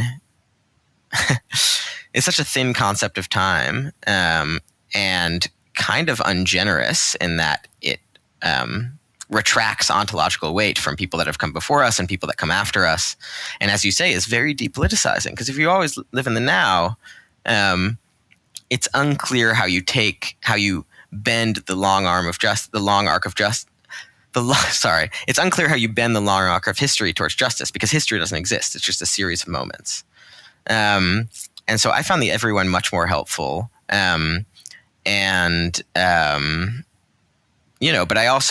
I'm resistant to the idea of any one body of thought having the silver bullet here. I mean, I think we're all kind of creating this patchwork emotional and philosophical vehicle that we're going to use to try to get through a crisis that we can't quite fathom. Another part of that patchwork for you is that you described going on a 10-day Vipassana retreat and this is at IMS, right? God, I forget the center's name. It was in Massachusetts, Western. So that took me back as well, because it's another zone of new spirituality that we cover. Yeah. Mainly, and we cover it mainly because as a business, as an industry, it's really good at promising things, but also really good at covering up the fact that meditation at that intensity can really injure people. But then you got a lot out of it. And it seems like you still meditate for 15 minutes a day, as you say. It feels like you have brushed up against the things that we watch people get just sort of sideswiped by, and you've been able to grab the cream or something like that.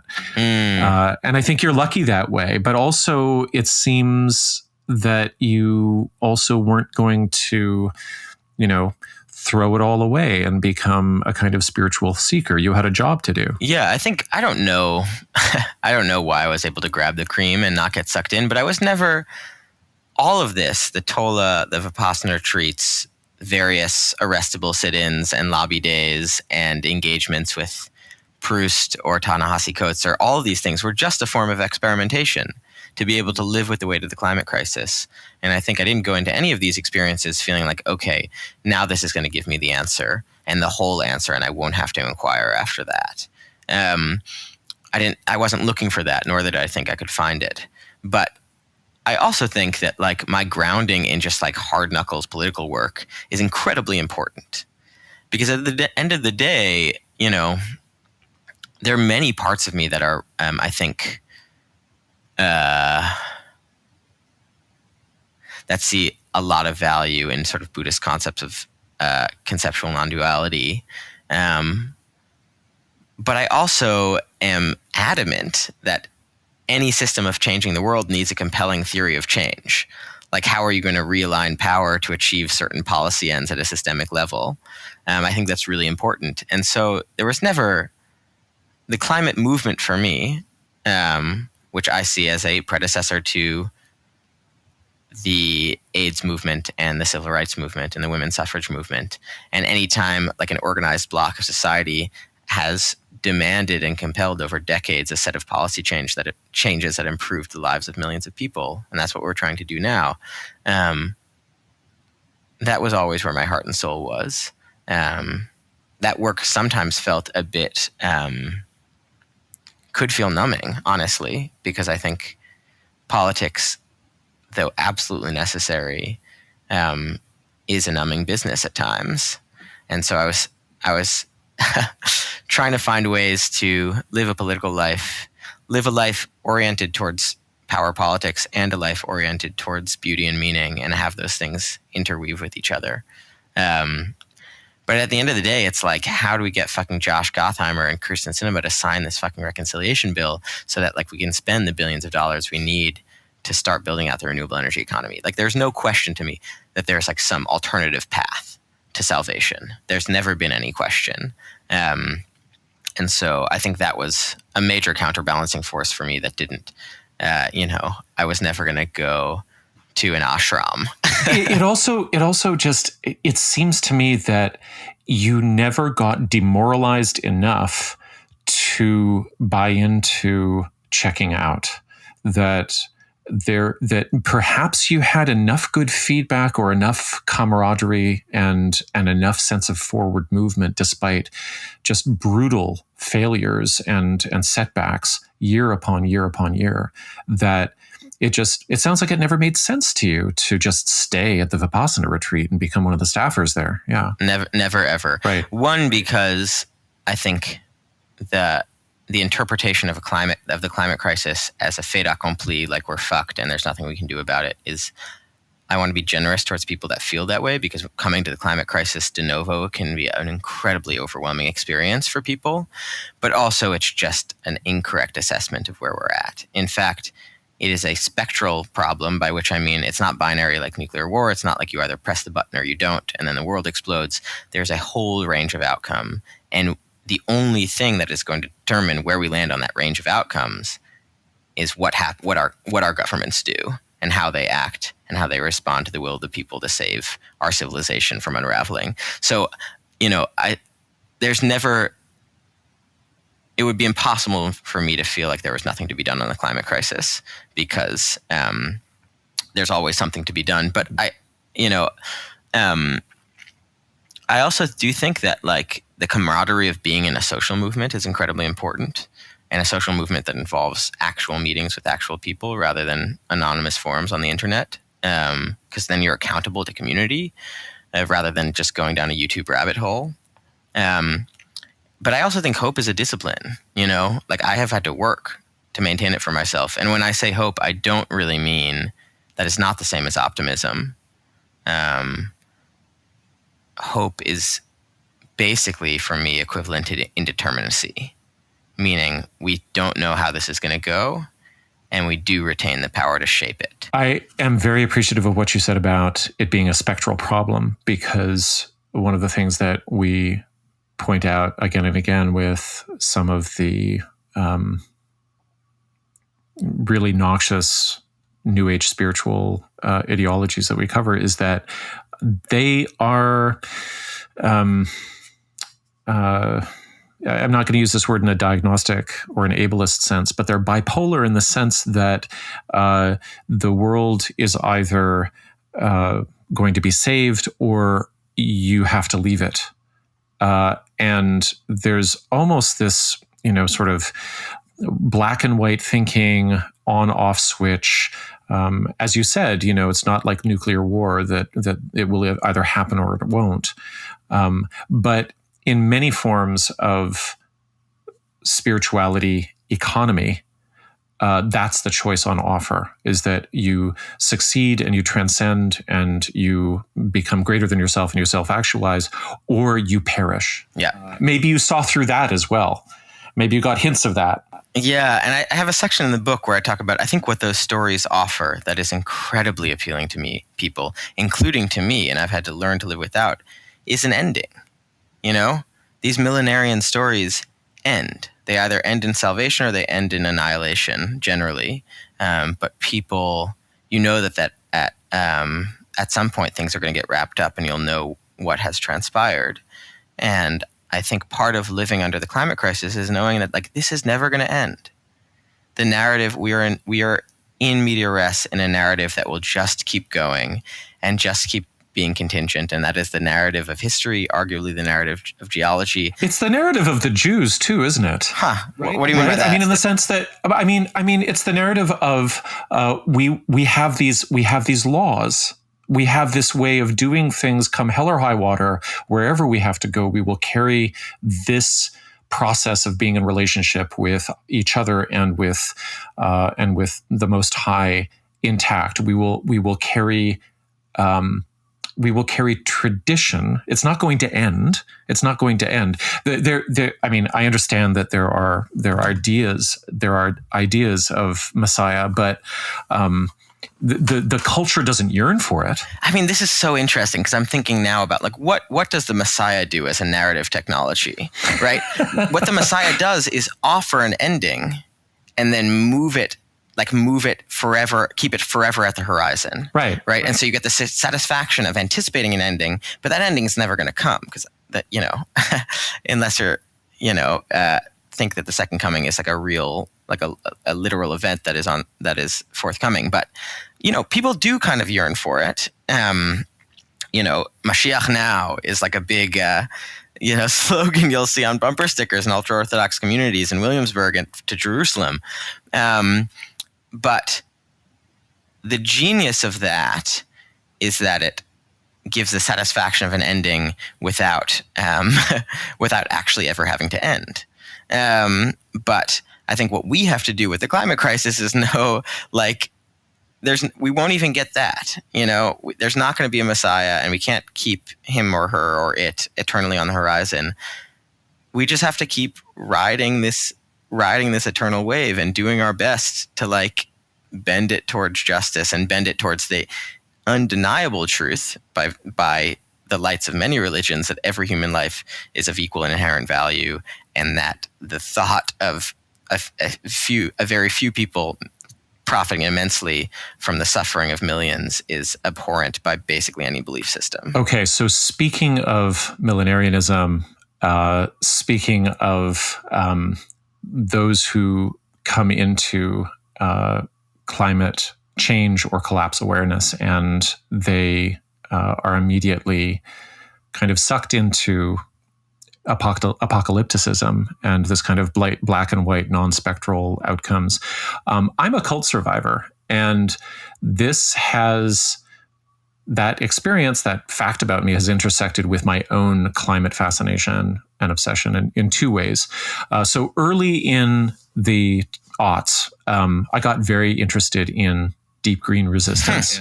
And speaking about like final solutions, they had this theory called decisive ecological warfare, where they were going to create, eco-terrorist cells and take down modern civilization. Anyway, I went to a meeting in Toronto where I live, where Derek Jensen was giving a talk, and the room was like 110% cult vibes. Wow. And I stayed away. Fascinating. And I stayed away. Well, because he's incredibly charismatic, the room was just lit and buzzing with the promise of everything is going to change, and it's going to change because we're going to, recruit enough people to create enough cells to, realize the truth of what must be done right now. Now, more recently, it's been plain to me that there are charismatic organizations that I would characterize as charismatic anyway, like Extinction Rebellion, that are riding high on like a ton of emotional charge, perhaps manipulation. I went to a meeting in Toronto here where there was meditation, there was a lot of circle work, there was kind of a faux group therapy. And then I raised my hand to ask a question about like pragmatic goals and tactics for the upcoming action. And I was told, oh, this isn't really the space for questions. And I was given a phone number to call somebody later. So like huge red flags. I wanted to ask a pragmatic question about like what's the end goal here? What do you expect to happen for the young people that get arrested in this action? What's the support network and all of that stuff? So anyway, right now, I'm concerned that cascading world crises are an assembly line for cults. In the absence of clear answers, people will default to prophecy. In the absence of clear leadership, people will default to demagoguery. In the absence of social bonds, people will default to dominance hierarchies, or they can. That might be a little bit cynical. I know of one climate doom-ish prophet who makes apocalyptic predictions that never really come through, and he seems to create very tight bonds of like questionable health with his followers. So have you seen this type of thing in climate movements, and if so, how do you envision them staying healthy? Honestly, I don't that much, because I've oriented my life around what I would describe as the healthy political movement around climate change that actually has like a theory of change of how it's going to strategically impact the political system to compel policy change.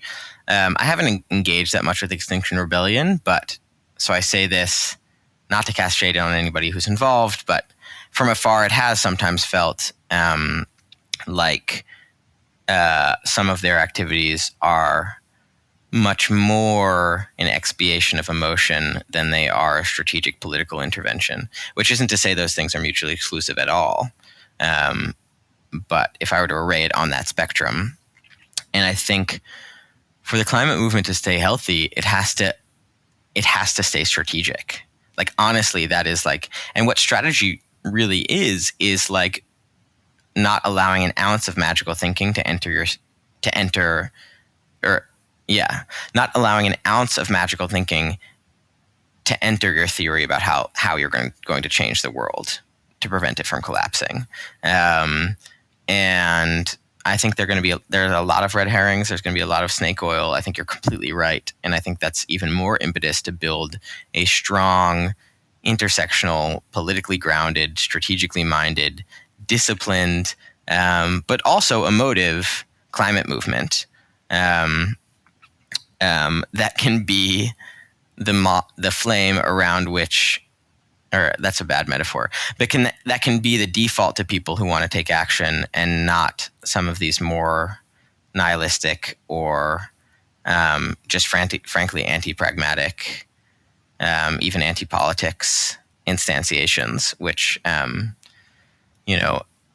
to me, the basic kernel of that is like, in a way, strategy is the highest form of ethics, I think, or a very high form of ethics, because you are being dead serious about your responsibility and your desire to improve the material lives of everyday people, especially poor people. And if you take that deadly seriously, then you won't allow your thinking to flit off into something that looks more cultish. I also think there's a risk that, like, if we fail to make our political systems address this problem at scale, people will not unreasonably lose faith in those systems entirely. And that's what really scares me, because I do think, given the timeline we have to solve the climate crisis, the apparatus of government is the only institution we've created that's large enough to affect the kinds of changes we need to affect in the time that we have left to us. Yeah, I think strategy, and I think we should take if we're going to deify anyone, we should deify Bayard Rustin, who was Martin Luther King's sort of right-hand man, and just an incredible strategist, but also an incredible moral thinker, and not somebody like Darren Jensen. I don't even know. It was Derek Jensen. Derek Jensen. Yeah. So did you miss all that? Was that earlier in sort of? I missed that. Okay. I was really lucky in that my entree into the climate movement was the student fossil fuel divestment movement, which was which was really grounded, knew what the demands were, knew what the theory of change was, has been massively successful. I mean, we started the Browns divestment campaign in 2012, back when nobody knew what the fuck that was. And finally, 9 years later or something like that, Harvard has finally divested. Of course, they're the most conservative of the Ivies, but it's had a massive impact. I'm starting to wonder whether the rise of, I would say, charismatic, but also somewhat nihilistic eco-activism with a poetic bent coincides with also the rise of 4chan and the underbelly of the internet, where there's no real sense that there will be a political solution to the horrible problems that are by now well known. But yeah, that is extraordinarily lucky that you missed that. Like I'm kind of shocked that you don't know his name because it was so. I think I'm about 20 years older, and it was so central to my sort of ecological awareness and formation. Yeah. But it just wasn't. It wasn't strategic, and it wasn't. It didn't give me any sense that. I mean, literally, their movement was built around, are you going to be willing to invest in one or another level of a kind of guerrilla movement to stop the machinery of civilization? Which is interesting. I mean, and I was, again, lucky that there were leaders, for example, like Bill McKibben, who were sort of at the forefront of the American climate movement when I came into political consciousness, who are just like learned, strategic, humble people who have no interest in becoming a godhead. Right. And so I was lucky in that respect. But, about property destruction writ large as an answer to the climate crisis. I mean, it's not like I've stayed away from this body of thought altogether, right? I read the Swedish Marxist Andreas Malm just put out a book called How to Blow Up a Pipeline. Right. And I think the more accurate title would be Why to Blow Up a Pipeline. He makes the case that, the climate movement can't limit itself to nonviolence and has to start using property destruction as a tactic. And, I read it because I was like, okay, I'm going to keep an open mind. If he makes a compelling strategic case for how blowing up pipelines is going to get us to net zero by 2050, it would be hard, honestly, for me to avoid the realization that ethically I had to, that was something I needed to engage in. But his strategic case was incredibly anemic. In fact, I came away from that book feeling like what that would mean if we actually did start destroying fossil fuel infrastructure with whatever C2 or Molotov cocktails. What that would in fact do is hand on a silver platter to the Republicans the term eco-terrorists, which they've been trying to make a real thing for decades. Suddenly they'd have the moral high ground in the climate fight. Many dedicated activists would go to jail for decades. Right. And it would actually set us back by years and years and years. And I've met lots of people, especially rather than thou white men who really want to blow shit up, who have tried to make the case to me that we have to do this. And not one of them has come close to being strategically convincing.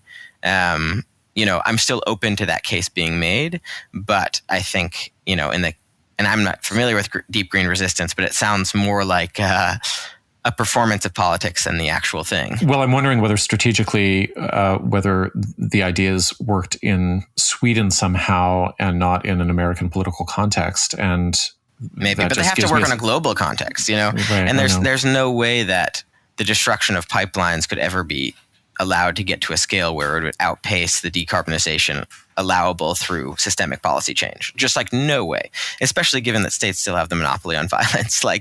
I really think there's a good dose of magical thinking in there. So the math just doesn't work out. Yeah, but by my lights, it doesn't. Right. And that's why I've chosen the strategic path I have, which is right now trying to get this potentially historic bill through Congress that really would mark a watershed in how we're investing in tackling the climate crisis. And also, it would probably keep you out of jail for the child that you may or may not have. So I want to turn to that. I want to turn to that as we bring this home. I turning to parenting now, I got the sense, I spoke about it before while reading your book, that the child you were imagining writing to was not only you, and that the form was writing was a form of soothing internal dialogue, but that inner child also would be a kind of lifelong companion. So I wonder if you still talk with him in your head now that the book is done. I think it's hard to distinguish sometimes in my own head whether the very vulnerable and open person I'm establishing a discourse with around the climate crisis to feel whole and to feel sane in this century, whether that person is my hypothetical future child or a very a vulnerable early life version of myself, or in my highest moments something much different than me, maybe a member of another species, maybe an inanimate object, something with whom I want to establish a solidarity. in a world of increasing upheaval. It's not always clear who the interlocutor is, but I think I very much do still take quiet moments to myself to feel my own feelings around the climate crisis, or to try to feel them, because sometimes they're hard to access, and to bounce those off.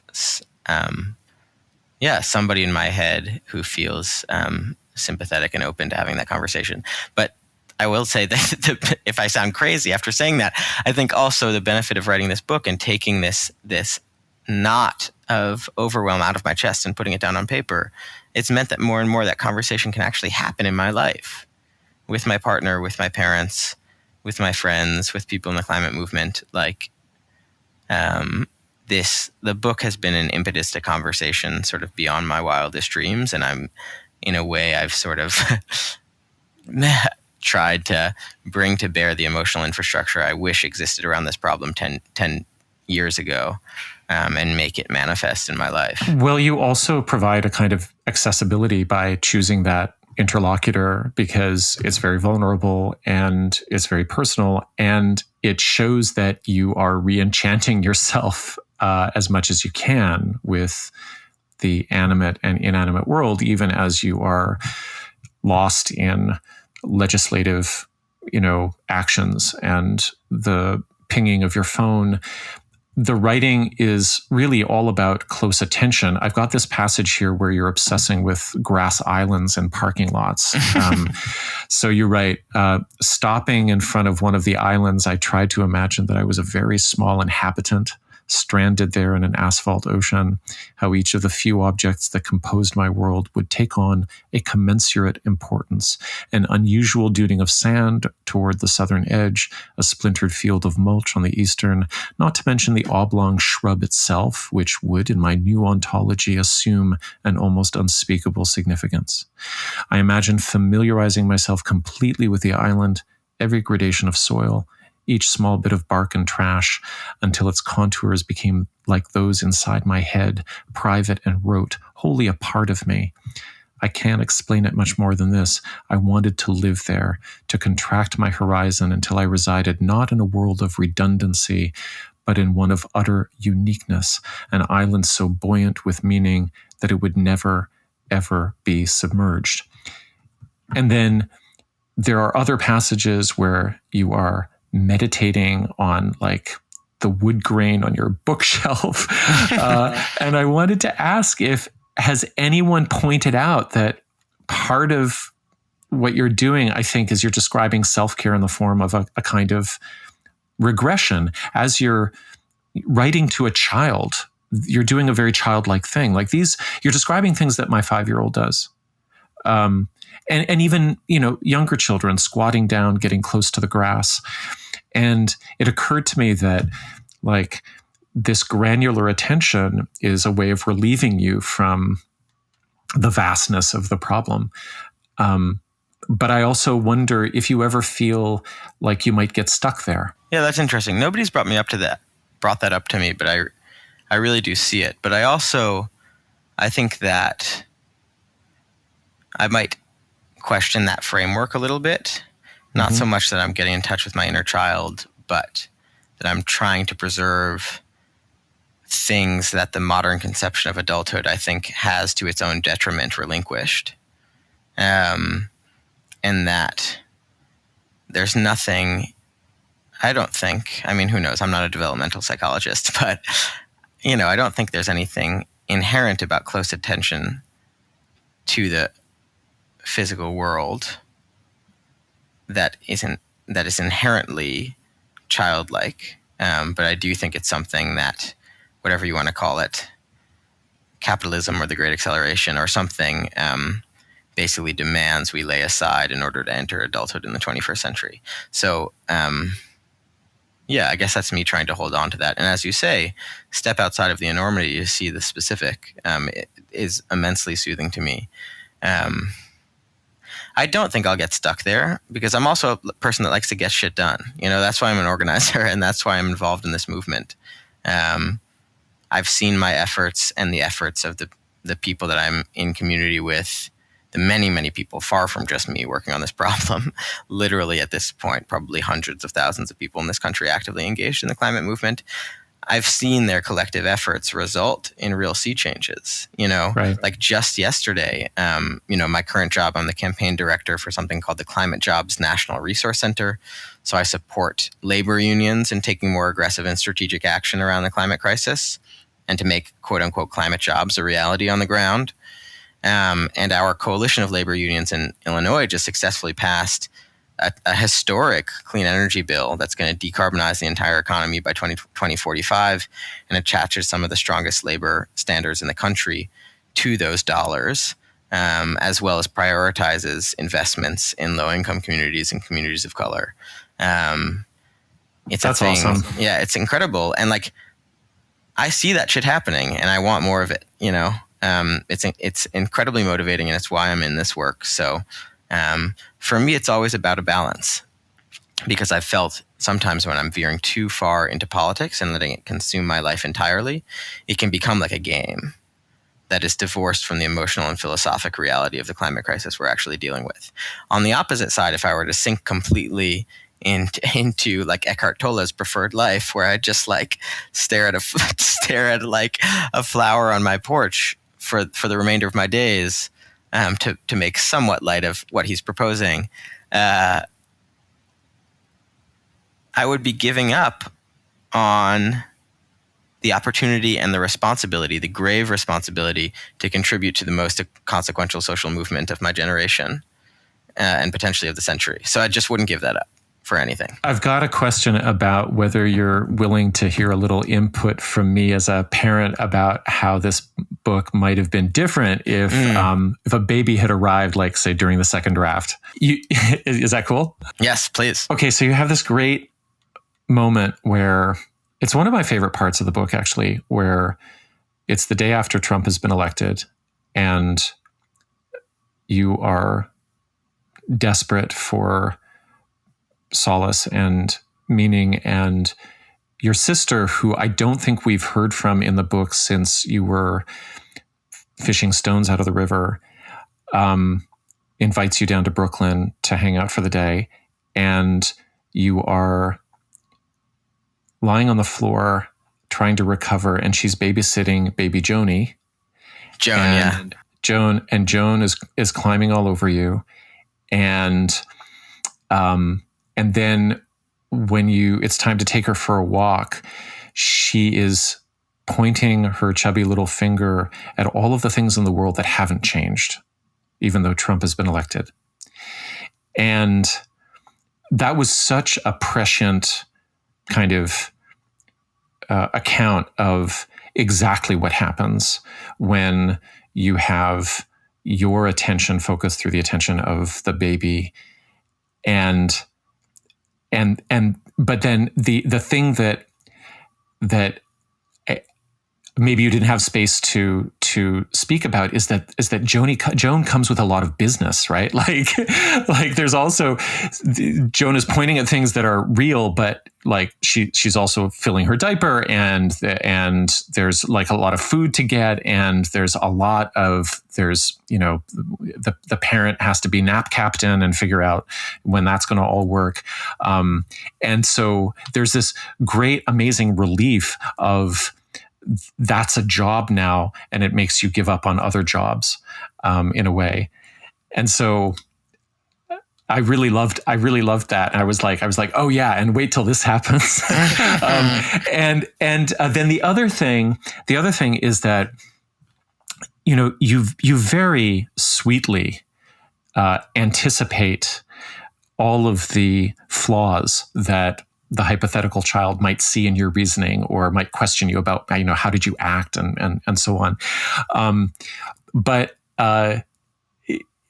I think what I thought about when I'm reading about this sort of longing to be intelligible is that the child, whoever the child is, what they'll most remember is like probably the basic stuff around how well did you listen, and how well did you facilitate me, in this difficult moment, and how was the handoff at school?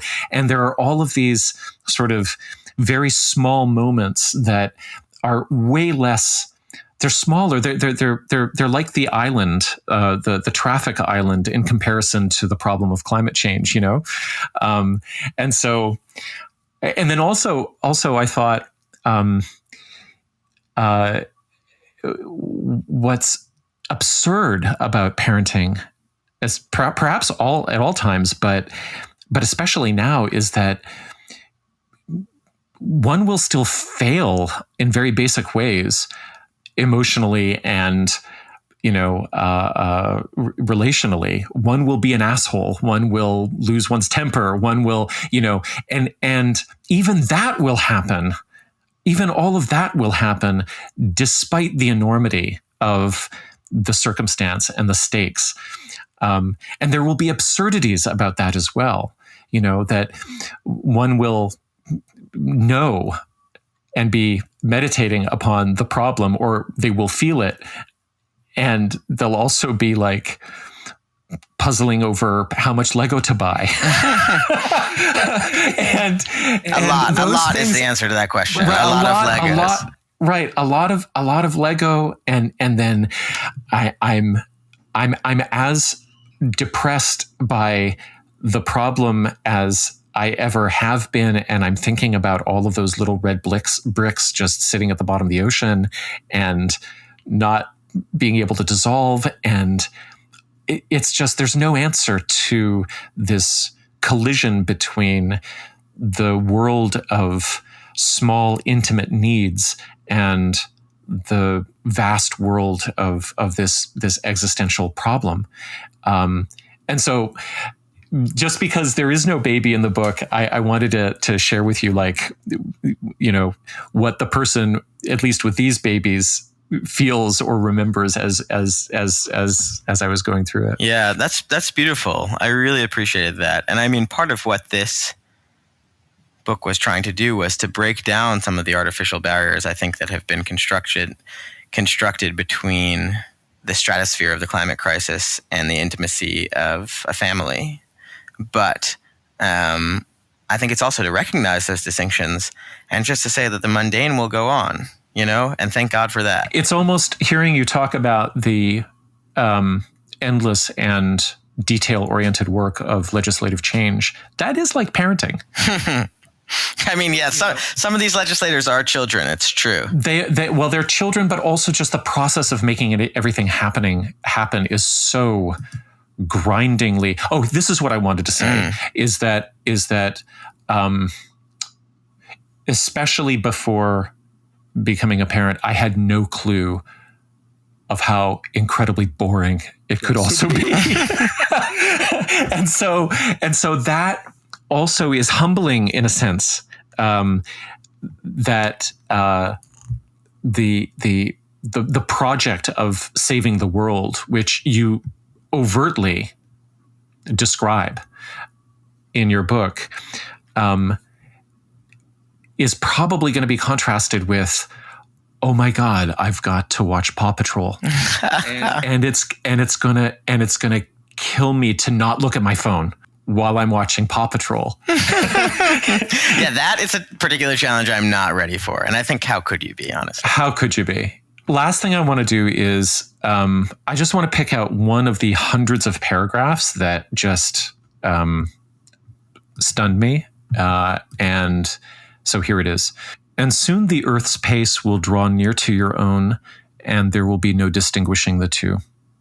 Rivers will run their banks, and mountains will slide down themselves, and baby teeth will wiggle loose, and fires will leap from their rings, and rings will be fitted to fingers, and the smoke will ruin the photos, and the glaciers will wind up their gullies, and the videos will play on fast forward, and the cat will lie down on the carpet, and the ocean will rise from its knees, and you will wake up exhausted, listening for rain. And I just wanted to say that tragically, it's passages like this that burn like seemingly endless reserves of literary fuel as they light up the world. So your literary footprint, I think, is just too big. And I don't know how you feel about leaving the rest of us choking on your exhaust, but jokes aside, it's incredible. And I kind of wonder, are you going to be able to keep working, without the burden of having to do something like this again, without, having to do the next book, given how deep this one went? I think I'm pretty clear that my dedication, first and foremost, is to the climate movement and the work entailed in making it successful and making it beautiful. And I didn't intend with writing this book, nor do I intend now to become a professional writer in the sense that, okay, now I got to think up my next book. I think the next book will probably come in the sense that writing is a way I process reality. And some gorge is going to make its way up my throat at some point. But I think for now I'm waiting for it to come to me, then feeling like I have to pump an additional salvo out the door. But I really appreciate your words. They're immensely generous. Well, they're all meant. And the one very, very last thing is that, and a happy thing is that, you're a real reader, and the reading list you generate throughout the book is extremely rich. And I'm just wondering, for the benefit of our listeners, if you can rattle off your top 10 books, especially novels. Yes. Oh my God. This is like a candy in a candy store. Wait, what's the expression? This is like a kid in a candy store kind of question for me. Yeah. You're right. I do read, I would say 80 to 90% novels. I find that on average, I just learn a whole lot more from fiction than I do from nonfiction. It's true, which is not, nonfiction books can be incredibly edifying and important, but fiction is about inhabiting another person's subjectivity. And I think what could be more edifying than that? So a few books, and I'll just list them in no particular order, that I deeply love, although I won't claim these are necessarily my top 10 favorites, but The Plains by Gerald Murnane. He's a genius, little-known Australian author, perhaps going to win the Nobel Prize in our lifetimes. I had the gift of spending a day with him out in Australia. I wrote most of this book in Australia on a fellowship, and I spent a day in his bunker-like home in the middle of the outback. And it was one of the best days of my life, but he's a deeply strange man in ways that really come clear on the page. So The Plains by Gerald Murnane, a book I mentioned on Know Your Enemy, but The Passion According to G.H. by Clarice Lispector, who is a genius. I'm going to describe a lot of these people as geniuses. It might get corny eventually, but she's a Brazilian writer from the mid-20th century who is really just a phenom.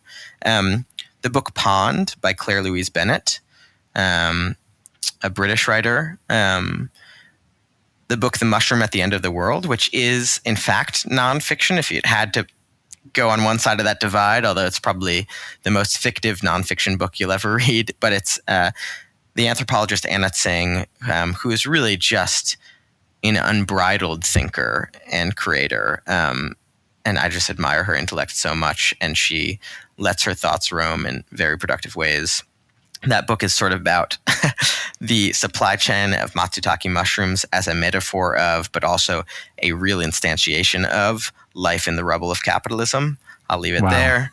Okay. The novel Ice by Anna Cavan, who's a British writer who tragically died of a heroin overdose in mid-century, but produced probably the best piece of climate fiction I've ever read, and it doesn't have to do with global warming. It has to do with global icing. There's a giant sheet of ice making its way across the face of the planet, and society has to react to the fact of its imminent doom. But it's also potentially a metaphor for heroin addiction. It's just an incredible book, and it was written decades before the climate crisis was a thing that she would have known about.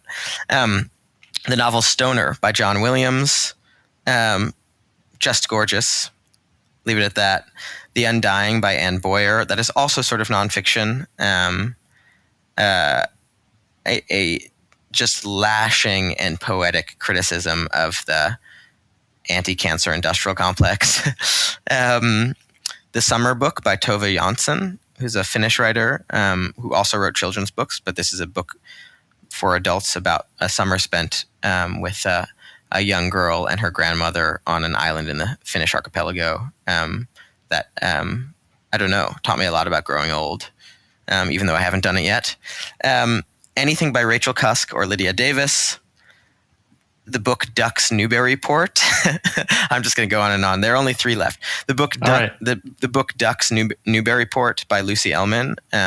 That is incredibly long. It's like 1,000 pages, but I swear to you, it's a page turner. Even though it only includes 8 sentences, 8 periods in the whole book. I know it's very crazy, but it's the best encapsulation of I don't know what it was like to be alive in the Trump years that I read. The book Counter Narratives by John Keane, which takes a lot of sort of traditional rubrics for like slave narratives and flips them on their head and queers them in really interesting ways. And finally, the book Carpentaria by the indigenous Aboriginal novelist Alexis Wright, that includes the most satisfying scene of fictional fossil fuel infrastructure destruction that I've encountered in letters. And if that's not inducement, I don't know what is. So that was way more than you asked for, but I love talking about books, and those were a bunch of them.